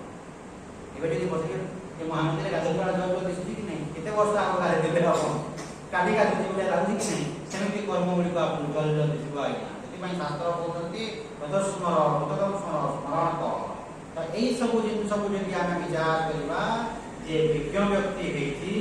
ବର୍ତ୍ତମାନ ମଧ୍ୟ ଆଜ୍ଞା ଦେଖନ୍ତୁ, ବିଜ୍ଞ ବ୍ୟକ୍ତିର ଲକ୍ଷଣ ହେଉଛି ବର୍ତ୍ତମାନ ଠାରୁ, ଆପଣ କାଲିକୁ ଛାଡ଼ି ଦିଅନ୍ତୁ, 6 ତାରିଖକୁ ଛାଡ଼ି ଦିଅନ୍ତୁ, ବର୍ତ୍ତମାନ ଠାରୁ ମୁଁ କୌଣସି ପ୍ରକାରର ଭୁଲ କର୍ମ, ଅଧର୍ମ କର୍ମ, ପାପ କର୍ମ କରିବି ନାହିଁ ମୋର ଜ୍ଞାତ କାଳରେ। ଏତିକି ଯଦି ଆପଣ ଷ୍ଟ୍ରଙ୍ଗ ଡିସିଜନ ଯଦି ନେଇଗଲେ, ତାହେଲେ 5ଟା ଗଲା ଆଜ୍ଞା, ଯାହା ହେଇଥିଲେ ବର୍ତ୍ତମାନ ଠାରୁ ମୁଁ ଆଉ କରିବି ନାହିଁ। ପ୍ରଭୁ ମୋର ଅଜ୍ଞାତ ସାରରେ ହଉ ଜ୍ଞାତ ସାରରେ ହଉ, ପ୍ରଭୁ ଯାହା ହେଇଯାଇଛି ପ୍ରଭୁ ତୁ ମୋତେ କ୍ଷମା କରିଦେ ପ୍ରଭୁ, କିନ୍ତୁ ପୁନର୍ବାର ମୁଁ ଭୁଲ କରିବି ନାହିଁ। ତାହେଲେ ଆପଣର ପାପ ବହୁତ ହେଇଯିବ। ଆପଣ କ'ଣ କହିଲେ ଭଗବାନଙ୍କୁ, ମୋର ଜ୍ଞାତ ସାରରେ ହଉ କିମ୍ବା ଅଜ୍ଞାତ ସାରରେ ହଉ, ପ୍ରଭୁ ମୋର ଭୁଲ ହେଇଯାଇଛି, ପ୍ରଭୁ ମୋତେ ତୁ କ୍ଷମା କରିଦେ। ଆପଣ କୌଣସି ବ୍ୟକ୍ତି ସାମ୍ନାରେ ମୋତେ ଯଦି କ୍ଷମା ପ୍ରାର୍ଥନା ଯଦି ନ କରୁଛନ୍ତି, ଭଗବାନଙ୍କୁ ତ କମ ସେ କମ କ୍ଷମା ମାଗିବେ ଆଜ୍ଞା। ସେଟା ଗୀତାରେ ଲେଖା ହେଲା, 36 ନମ୍ବର ଶ୍ଲୋକ କାଲିରେ ପଢ଼ୁଥିଲି, ଅପିଚେଦସି ପାପେଭ୍ୟ ସର୍ବେଭ୍ୟ ପାପକୋତ୍ତମଃ ସର୍ବଂ ଜ୍ଞାନଂ ପ୍ରବେନୈବଂ ୟଜିନଂ ସନ୍ତରିଷ୍ୟସି। ପାପୀ ଠାରୁ ମଧ୍ୟ ବହୁତ ବଡ଼ ପାପୀ ହେଲେ ମଧ୍ୟ, ପାପୀର ଶିରୋମଣି ହେଲେ ମଧ୍ୟ ଯଦି ସେ ବୁଝିଯିବ ଯେ ମୁଁ ଆଉ ପୁନର୍ବାର ଭୁଲ କରିବି ନାହିଁ, ଏଇଭଳିଆ ତା ଯଦି ଜ୍ଞାନ ଯଦି ଉଦୟ ହେଇଯିବ, ତାହେଲେ ସେ ରକ୍ଷା ପାଇଯିବ। ସର୍ବଂ ଜ୍ଞାନଂ ପ୍ରବେନୈବଂ ୟଜିନଂ ସନ୍ତରିଷ୍ୟସି, ତାକୁ ପାପ ସ୍ପର୍ଶ କରିବନି, ଆଉ ମୁଁ ଭୁଲ କରିବି ନାହିଁ, ମାନେ ମୁଁ ଠିକ କର୍ମ କରିବି। ଏବଂ ଦେଖିବେ ଆପଣ ଧୀରେ ଧୀରେ ଆପଣଙ୍କୁ ଖୁସିର ପରିମାଣ ବଢ଼ିବ, ସନ୍ତୋଷର ପରିମାଣ ବଢ଼ିବ। ଯେତେବେଳେ ମୃତ୍ୟୁ ଶଯ୍ୟାରେ ମଧ୍ୟ ଆପଣ ଥିବେ ଆପଣଙ୍କୁ ଗ୍ଲାନି ଲାଗିବନି, କିଛି ଲାଗିବ। ଏବଂ ପୁନର୍ବାର ଯଦି ଆପଣ କଣ୍ଟିନ୍ୟୁ କରିବେ, ମରିବେ ନାହିଁ। ଯାହା ହେଲା ଆଜି ଠାରୁ ବର୍ତ୍ତମାନ ଠାରୁ ଯାହା ମଧ୍ୟ ହେଇଛି ପ୍ରଭୁ ମୋର ଜ୍ଞାତ ସାରରେ ହଉ କିମ୍ବା ଅଜ୍ଞାତ ସାରରେ ହଉ ମୋର ହେଇଯାଇଛି ପ୍ରଭୁ, ମୁଁ ଜାଣି ନାହିଁ ପ୍ରଭୁ, କିନ୍ତୁ ଆଉ ମୁଁ ଭୁଲ କରିବି ନା, ଆଉ ଭୁଲ କରିବି ନାହିଁ। ମୋତେ ଶକ୍ତି ଦେ, ସାମର୍ଥ୍ୟ ଦେ ପ୍ରଭୁ, ମୁଁ ତୋର ଶରଣରେ ବସିକିରି ମୁଁ ଆଗକୁ ବଢ଼େ। ଆପଣ କହିପାରିବେନି ଆଜ୍ଞା, ମାନେ ଯେକୌଣସି ବୟସରେ ଜଣଙ୍କର ଜୀବନର ଉଦ୍ଧାର ହେଇପାରିବ। ଆପଣ କହିପାରିବେ ନାହିଁ। ଏମିତି ଜଣେ ଆଜି କହିଲେ ପିଲାମାନଙ୍କୁ କାହିଁକି ଶିକ୍ଷା ପିଲାମାନଙ୍କୁ ଶିକ୍ଷା ଦେବ, ଆପଣ ପିଲାମାନଙ୍କୁ ଶିକ୍ଷା ଦେବ ଆମ ସାଙ୍ଗେ ପିଲା ଦଶଟା କେଉଁ ପିଲା ଆସିକି ବସିବେ, ମାନେ ଆମର ଗୁରୁ ସ୍ୱାମୀ ଦୟାନନ୍ଦ ସରସ୍ୱତୀ ସେମିତି ବୁଢ଼ାବୁଢ଼ୀ କିଛି ନାହିଁ ଆଜ୍ଞା। Age not a factor. ଯେକୌଣସି ବୟସରେ ଜଣଙ୍କର ଉଦ୍ଧାର ହେଇପାରିବ ଆଜ୍ଞା। 85 ବର୍ଷ ହେଇଥିଲା ଗୋଟେ ବୁଢ଼ାକୁ ଆଜ୍ଞା, ଆଶ୍ରମରେ ଋଷିକେଶରେ ପ୍ରକାଣ୍ଡ ଜ୍ୟୋତିଷୀ ବିଦ୍ୟାରେ ପାରଙ୍ଗମ। ତାଙ୍କ ଫଟୋର ଚାରିଆଡ଼େ ଖାଲି ବହିଥିବ ଜ୍ୟୋତିଷ ବିଦ୍ୟାରେ ସେ ପରଫେକ୍ଟ। ଆମ ଓଡ଼ିଶାରେ ଜ୍ୟୋତିଷ ଚାର୍ଜ କେହି ନାହାନ୍ତି ଆଜ୍ଞା ସେମିତି। ଆମ ଓଡ଼ିଶାରେ ଯେଉଁମାନେ ଦେଖିବେ କିଛି ଜ୍ଞାନ, ଜ୍ୟୋତିଷ ମଧ୍ୟ ଗୋଟିଏ ବିଦ୍ୟା, ଯେଉଁଟାକି ଆମ ଦକ୍ଷିଣ ଭାରତର ଯେଉଁ ପଣ୍ଡିତମାନେ ଅଛନ୍ତି ତାଙ୍କର ଜ୍ଞାନ ଯାହା କହିବେ ଏକୁରେଟ୍ ଲାଗିବ। କାହିଁକିନା ସେ ବିଦ୍ୟା ଆହରଣ କରିବା ପାଇଁ ଆପଣଙ୍କୁ 5 ବର୍ଷ ପଢ଼ିବାକୁ ପଡ଼ିବ କଣ୍ଟିନ୍ୟୁଅସ୍। ଆଉ ଏଭଳି 4 ଦିନ 5 ଦିନ ମାସେ ପଢ଼ି ଦେଇକି ହେବ, ଏମିତି ହେବ ନାହିଁ। ଜ୍ୟୋତିଷ ମଧ୍ୟ ଗୋଟିଏ ଶାସ୍ତ୍ର। ଫଟୋର ଚାରିଆଡ଼େ ତାମାନେ ଖାଲି ବହିଥିବ ଜ୍ୟୋତିଷର। ଏବଂ ସେହି ସମୟରେ ମୁଁ ଯେତେବେଳେ ଯାଇଥିଲି ଆଶ୍ରମକୁ, ସେ କହିଲେ ଜଣେ ବ୍ୟକ୍ତିକୁ ମୋ ସାମ୍ନାରେ ଗେରୁଆ ବସ୍ତ୍ର ଧାରି ଗୋଟେ ବାବାଜୀଙ୍କୁ କହିଲେ ତୁମେ ବାହା ହେବ ବର୍ଷେ ଭିତରେ ବୋଲି। ମୋ ସାମ୍ନାରେ ଗଲା, କ'ଣ ତୁ କହିଲୁ ମୁଁ ବାହା ହେବି, ଗେରୁଆ ବସ୍ତ୍ର ମୁଁ ପିନ୍ଧିଛି ଆଉ ବର୍ଷେ ଭିତରେ ମୁଁ ବାହା ହେବି, ମୋତେ କଥା କହୁଛି ପାଗଳଟା ପୁରା ପରୀକ୍ଷା କରିଯାକ ବର୍ଷେ ଭିତରେ ବାହା ହେବି, ବର୍ଷେ ଭିତରେ ବାହା ହେବି। ମୋର ଆଡ୍ରେସ୍ ଦେ, ଚିଠି ଦେ, ମୋ ସବୁ ଆଡ୍ରେସ୍ ଚିଠି ଦେବୁ ମୋତେ ବର୍ଷେ ପରେ ବାହା ହେଲା। ଭାବନ୍ତୁ ତ ସେଇ ଜ୍ୟୋତିଷ ବାଲା ଯେତେବେଳେ ସ୍ୱାମୀ ଦୟାନନ୍ଦ ସରସ୍ୱତୀଙ୍କ ପ୍ରବଚନ ଯେତେବେଳେ ଶୁଣିଲେ ତାଙ୍କର ମନ ପରିବର୍ତ୍ତନ ହେଇଗଲା। ଏ ଜ୍ୟୋତିଷ ବିଦ୍ୟା ମୋର ଜୀବନର କଲ୍ୟାଣ କରିବ ନାହିଁ। ତାପରେ ସ୍ୱାମୀ ତାଙ୍କୁ କ'ଣ କହିଲେ, 85 ବର୍ଷର ବୁଢ଼ା ଏବଂ 20 ବର୍ଷର ପିଲା ପ୍ରବଚନ ଶୁଣିବେ କ୍ଲାସରେ, ତ ସବୁ ଥଟ୍ଟା ମଜା କରିବେ। ତେଣୁକରି ତାଙ୍କୁ କ'ଣ କହିଲେ, ସନ୍ନ୍ୟାସ ନେଇଯାଅ। 2 ପ୍ରକାରର ସନ୍ନ୍ୟାସ ଅଛି, ଗୋଟେ ହେଉଛି ବିଦ୍ବତ୍ ସନ୍ନ୍ୟାସ ଆଉ ଗୋଟେ ହେଉଛି ବିଦିତା ସନ୍ନ୍ୟାସ। ତ ଜ୍ଞାନ ପାଇ ସାରିଲା ପରେ ସନ୍ନ୍ୟାସ ଦୀକ୍ଷା ଦିଆ ହୁଏ, ଆଉ ଗୋଟେ ଜ୍ଞାନ ପାଇବା ପାଇଁ ସନ୍ନ୍ୟାସ ନିଆ ହୁଏ। ତୁମେ ଜ୍ଞାନ ପାଇବା ପାଇଁ ସନ୍ନ୍ୟାସ ଦୀକ୍ଷା ନେଇଛ, ଗେରୁଆ ବସ୍ତ୍ର ପିନ୍ଧ, ଯଦ୍ୱାରା କି ତୁମକୁ ଏ ପିଲାମାନେ ଆଉ ଥଟ୍ଟା ମଜା କରିବେ ନାହିଁ। 85 ବର୍ଷ ବୟସରେ ସେ ଆରମ୍ଭ କରିକି ଆଜ୍ଞା ସଂସ୍କୃତ ବ୍ୟାକରଣ ଯେତେବେଳେ ପଢ଼ା ହେଉଥିବ, ସେହି ସମୟରେ 50-60ଟା ପିଲା ଥିଲେ, 60ଟା ପିଲା, 60 ଭିତରୁ ସେ ଗ୍ରାମାର ସକାଳ କ୍ଲାସ୍ ଯେତେବେଳେ ଗ୍ରାମାର କ୍ଲାସ୍ ହେବ, 60 ଭିତରୁ 30 ଆସିବେ ଓ 30 ଆସିବେନି, ସେ ଆସିକି ବସିବେ। ଚାନ୍ଦିନ ଶିଖା ହେବ, ଗୀତା ଚାନ୍ଦିନ ଆସିକି ବସିବ ସେ। ତ ଏମିତି କରିକି ପରଫେକ୍ଟ ସବୁ କରିବେ ଆମେ କ୍ଲାସ୍ କରିଦେବୁ। 85 ବର୍ଷ ବୟସ ଗ୍ରହ ଦେଖନ୍ତୁ। ତ mind is always young. Mind ମନ କ'ଣ ବୁଢ଼ା ହେଇଗଲା ଆଜ୍ଞା, ବୁଢ଼ିଗଲା। ମନ ବୁଢ଼ା ବୁଢ଼ି ଯେତେବେଳେ ହୁଏ ନାହିଁ ଆଜ୍ଞା, ମାନେ ଶରୀରଟା ବୃଦ୍ଧ ହେଇଗଲା, ଏ ଶରୀରଟା ବୁଢ଼ା ହେଇଗଲା କିମ୍ବା ବୁଢ଼ୀ ହେଇଗଲା, କିନ୍ତୁ ମନଟା ହେଇଛି 85 ବର୍ଷ ବୟସରେ ସାଧନା କରିକିରି ତେଜି ଆଣିକିରି ନିଜ ଜୀବନଟା ଧୀରେ ଧୀରେ କଲ୍ୟାଣ କରିବେ। ସେଇ ଆଶ୍ରମରେ 3.5 ବର୍ଷ କୋର୍ସ କରିକିରି ରହିଗଲେ, ତାଙ୍କର ଦେହଟା ଶାନ୍ତ ହେଇଗଲା ପରେ କିଛି ଅସୁବିଧା ନାହିଁ। ସେଇଭଳି ଆରମ୍ଭ ଦେଖନ୍ତୁ, 85 ବର୍ଷ ପର୍ଯ୍ୟନ୍ତ ଜ୍ୟୋତିଷ, 85 ବର୍ଷରୁ ସେ ଆରମ୍ଭ କଲେ ଏବିସିଡି, ମାନେ ଆପଣଙ୍କର ଏଇଟା ଭାଗବତ ଧରିଲେ, ତ କିନ୍ତୁ କହିଲେ ଉଦ୍ଧାର କଲେ କି ନାହିଁ। ତ ଯେକୌଣସି ବୟସରେ ଆପଣଙ୍କର ଜୀବନର ଉଦ୍ଧାର କରିପାରିବେ ଯଦି ଆପଣଙ୍କର ଷ୍ଟ୍ରଙ୍ଗ ଡିଟରମିନେସନ ହେଲା ଯେ ନାଇଁ ମୋର ଜୀବନର ମୁଁ ଉଦ୍ଧାର କରିବି, ଏଇ ଯେଉଁ ମନୁଷ୍ୟ ଜନ୍ମ ମୁଁ ପାଇଛି ତାର ଚରିତାର୍ଥ କରିବି, ଯେଉଁ ଉଦ୍ଦେଶ୍ୟ ନେଇକି ମୋତେ ମନୁଷ୍ୟ ଜନ୍ମ ଭଗବାନ ଦେଇଛନ୍ତି ତାକୁ ମୁଁ ଚରିତାର୍ଥ କରିବି। ତ এই ମନୁଷ୍ୟ ଜନ୍ମ ମିଳିଛି ଏକମାତ୍ର ଉଦ୍ଦେଶ୍ୟ ହେଉଛି ଭଗବତ ପ୍ରାପ୍ତି, ଅଲଗା କିଛି ନୁହଁ ଆଜ୍ଞା। କାହିଁକି ନା ଦେଖନ୍ତୁ, ଆପଣ ଦେଖନ୍ତୁ ପରୀକ୍ଷା କରନ୍ତୁ, ଆପଣ ଯେତେବେଳେ ଶୋଉଛନ୍ତି ଆଜ୍ଞା, ଯେମିତି ଭାବନା ନେଇକରି ଆପଣ ନିଦ୍ରା ଯାଉଛନ୍ତି, ସେମିତି ଭାବନା ନେଇକରି ଆପଣ ନିଦ୍ରା ଉଠିବେ କି ନାହିଁ। ଧରନ୍ତୁ ରାତି 11টাରେ ଆପଣ ଶୋଉଛନ୍ତି, ଆପଣ ଧରନ୍ତୁ ହସ୍ପିଟାଲ କେସ୍ଟେ ପଡ଼ିଥିବ, ଆପଣ ପୁଅ ଝିଅ କି ହସ୍ପିଟାଲର କଥା ଧରନ୍ତୁ ମନେ ପଡ଼ିଲେ, ସେ ରୋଗଟା କେମିତି ହେଇଥିବ କ'ଣ ହେବ ଏମିତି ଭାବିକିରି ଆପଣ ଶୋଇପଡ଼ିଲେ, ସକାଳ ପାଇଲା ମାନେ କେଉଁ ଭାବନା ଆସିବ ଆଜ୍ଞା, ସେଇ ହସ୍ପିଟାଲର ଭାବନା ଆସିବ କି ନାହିଁ। जेमिति भावना नहीं आपण सुइबे सेमिति भावना नहीं आपण उठिबे आपण रात रे सुइ जंती ए मोर पैसा केमिति हला कोन हला कुआडे गला एमिति पैसा पैसा हे जंती भाउ जंती हम निजरा पले निजरा हेला सकाल पहिले आपण कोन उठिले कि से पैसा र कथा कोन माने पड़िबो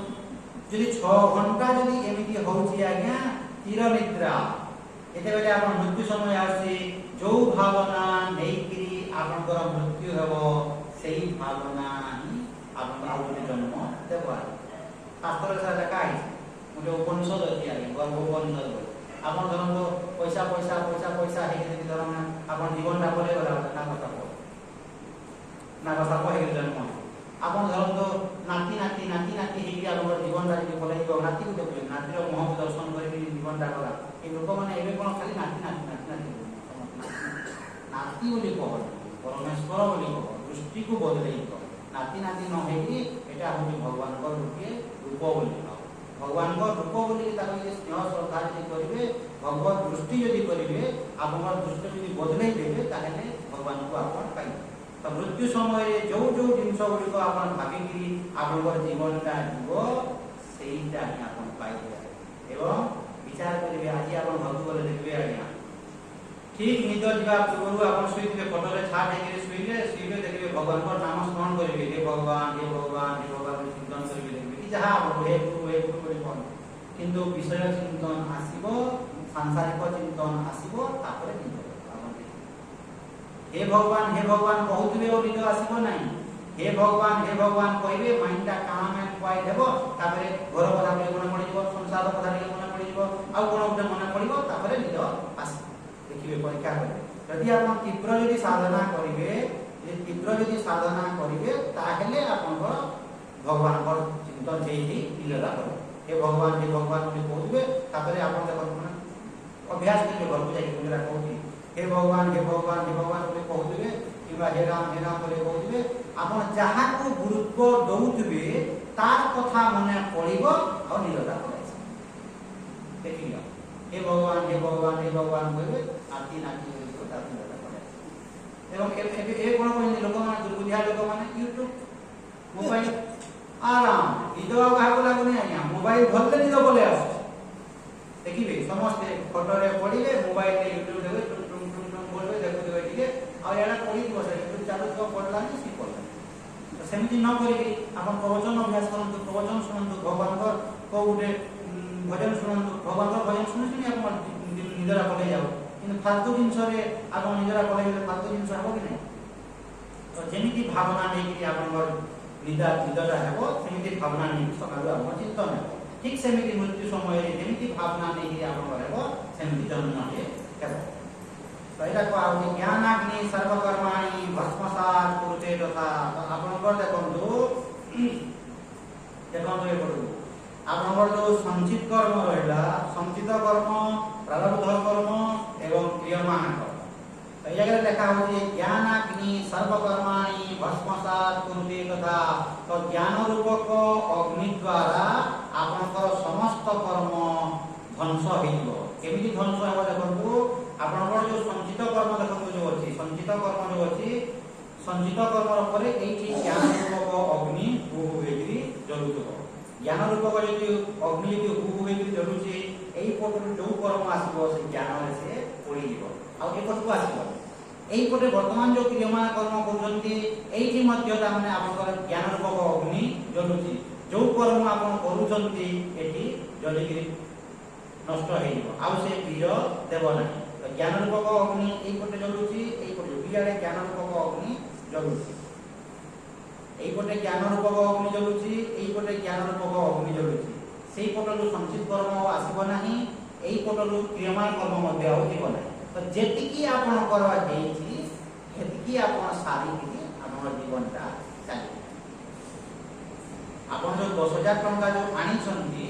10000 टंका आपण भोग करे देला परे आपण सरी गला परे आपण खेल खतम यदि एई पटे ज्ञान रूपक अग्नि यदि जलुतबो एवं एई पटे यदि ज्ञान थबो आपनकर यदि आत्मज्ञान यदि उदय हेइदिबो आपण यदि बुझिदिबे ताहेले एई जगह रे यदि अग्नि जलला ताहेले केवल प्रारब्ध कर्म भोग करिवे संचित रो किछि आसीबो नाही क्रियमान जाई कि संचित रे मध्य आसीबो नाही केवल प्रारब्ध भोग करेंगे एवं प्रारब्ध सरीगला परे ए शरीरटा शांत हो जदि आपण आत्मज्ञान पाइछन्ती आत्मज्ञान पाइले एवं केमिति सेला देखो ज्ञान रूपक अग्नि माने एठी कोन ज्ञान जरूरी ज्ञान रूपक अग्नि माने कोन देखो ज्ञान माने कोन आपण बुझी दिबे मु होची अकर्ता एवं अभोक्ता मोर स्वरूप होची सच्चित आनंद स्वरूप मु ये शरीर नुह मु मन नुह मु बुद्धि नुह मु अहंकार नुह मु होची सच्चित आनंद परमात्मा स्वरूप मु ही ये शरीर भलिया दिसुची मन भलिया दिसुची अंतकरण भलिया मु दिसुची तो एई जगह रे आपण अकर्ता भाव हेबो मु अतीत रे कोनोसी कर्म करिनथिली एवं भविष्य रे मध्य मु कोनोसी कर्म करि पारिबी नाही मु होची अकर्ता एवं अभोक्ता यदि अकर्ता एवं अभोक्ता दृष्टि यदि आपनकर स्थिर होई दिबो ताले अतीत रे जहा मध्य कर्म जो आसला थिबो वासना मु अकर्ता मु करनिता ना हम कर्ता हरि कर्ता एपटे मध्य ना हम कर्ता हरि कर्ता प्रभु मु किछि करि नै अतीत रे जहा करिछि प्रभु तू ही करिछु प्रभु वर्तमान मध्य जहा करूछि प्रभु तू ही करूछु प्रभु मोर किछि कर्तृत्व ना यदि मु जदि कर्म करिछि यदि मु कर्ता बोली निज बुझि भाबुछि भोक्ता कोन अलगा लोक हेबे तो मु जदि कर्ता बोली भाबिबी ताहेले मु हेबी भोक्ता मु जदि अकर्ता ताहेले मु हेबी अभोक्ता एई ज्ञान जदि आपनकर स्थिर होइके जदि रहिबो प्रभु मु कोनोसी कर्मर कर्ता न तू ही कर्ता प्रभु करि कराओ खाउ तुई तो भी अन्य गति नाही तू ही सब करैछु प्रभु एई दृष्टि जदि आपनकर स्थिर होला आउ गोटे दृष्टि देखंतु आपको बतै दउछि प्रभु अतीत रे जहा मध्य कर्म करिछि आज्ञा पाप पुण्य जहा भी हला प्रभु तोर इच्छा थिला बोली काली जे कहउछि तोर इच्छा थिला बोली सब हेछि प्रभु पाप हो कि पाप पुण्य हो एवं वर्तमान मध्य तोर इच्छा रे प्रभु जहा हो प्रभु मते जदि जो भलिया प्रेरणा दउछु प्रभु से भलिया कर्म करूछि होय तो सेटा पाप मध्य हेइ पारे तू मते से बुद्धि काहे दिछु प्रभु मते सकालु साल केमिति अमेरिका रे दाम अमेरिका रे लोक तापर केमिति करन दिया नॉनवेज किया बोलिबो प्याज रसुन मिसेइ नता बोलिबो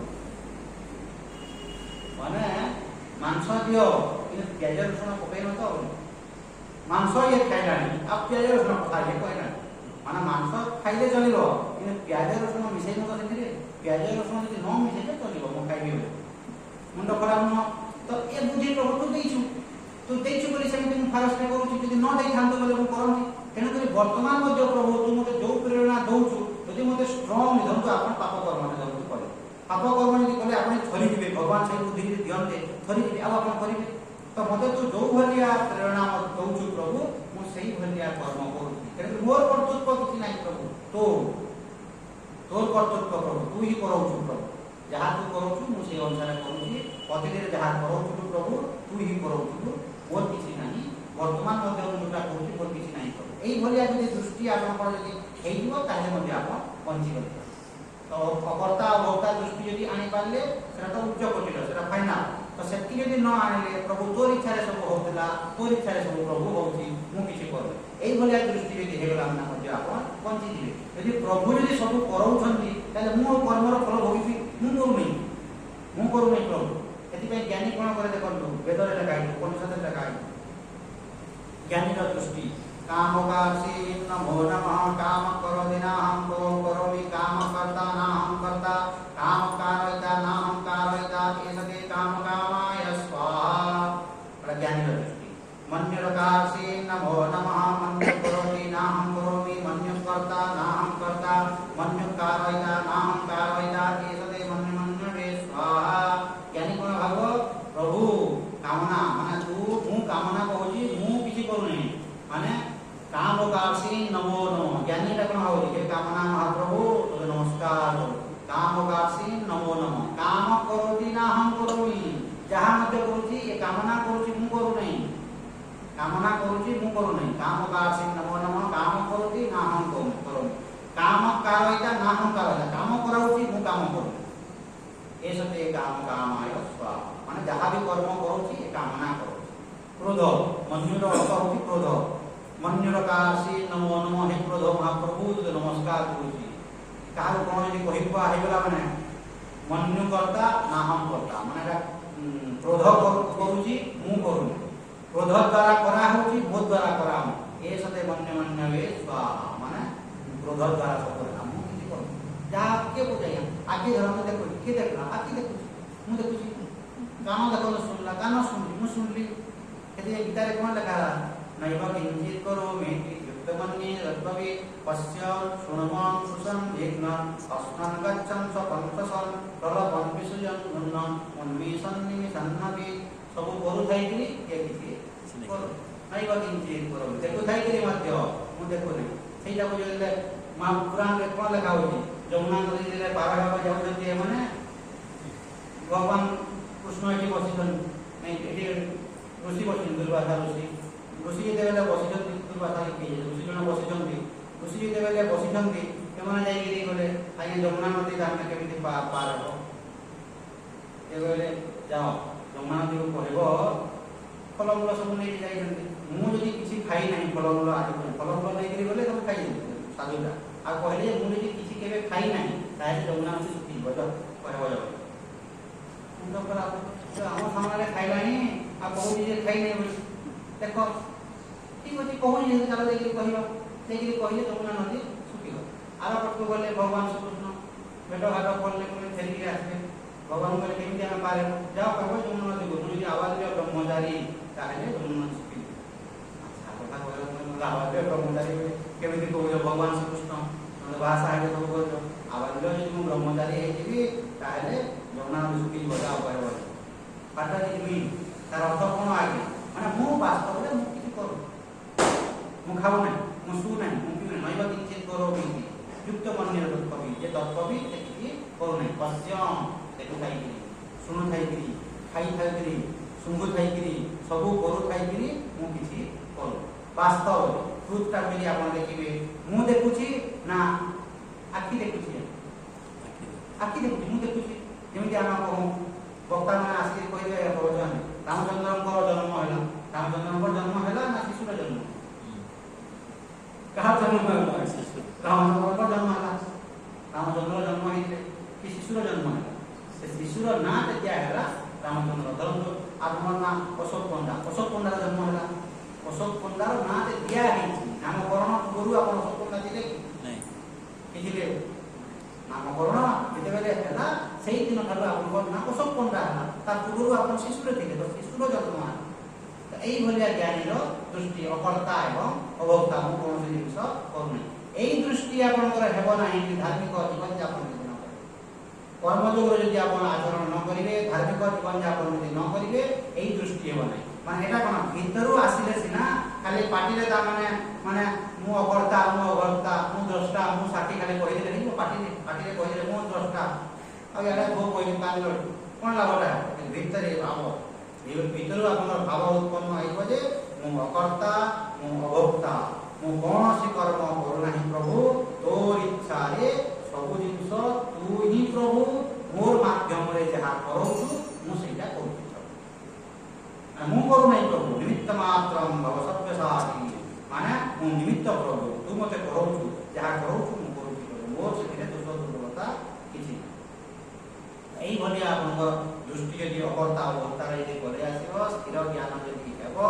मर्मे यदि अनुभव करिवे ताले निज जीवनटा कल्याण हेबो एवं बुझंतु एई सब जिंस गुडी को केमिति हेबो आज्ञा मरिबा पर्यंत आपण एटा श्रवण करूथिबे आज्ञा कौन पुण्येन शास्त्रम श्रवणं क्रिया बारंबार मरिबा पर्यंत आपण श्रवण करूथिबे केते दिन पर्यंत आपण खाइबे केते दिन पर्यंत आपण एकत्रित हिबे जीवन थिबा पर्यंत कि कहबे 95 वर्ष हेले मन काढी देबे कहबे जीवनटा अछि माने आपण से लिक्विड हो कि ग्रॉस हो जोटा हेले मध्य आपण खाद्य खाइबे ठीक सेमिति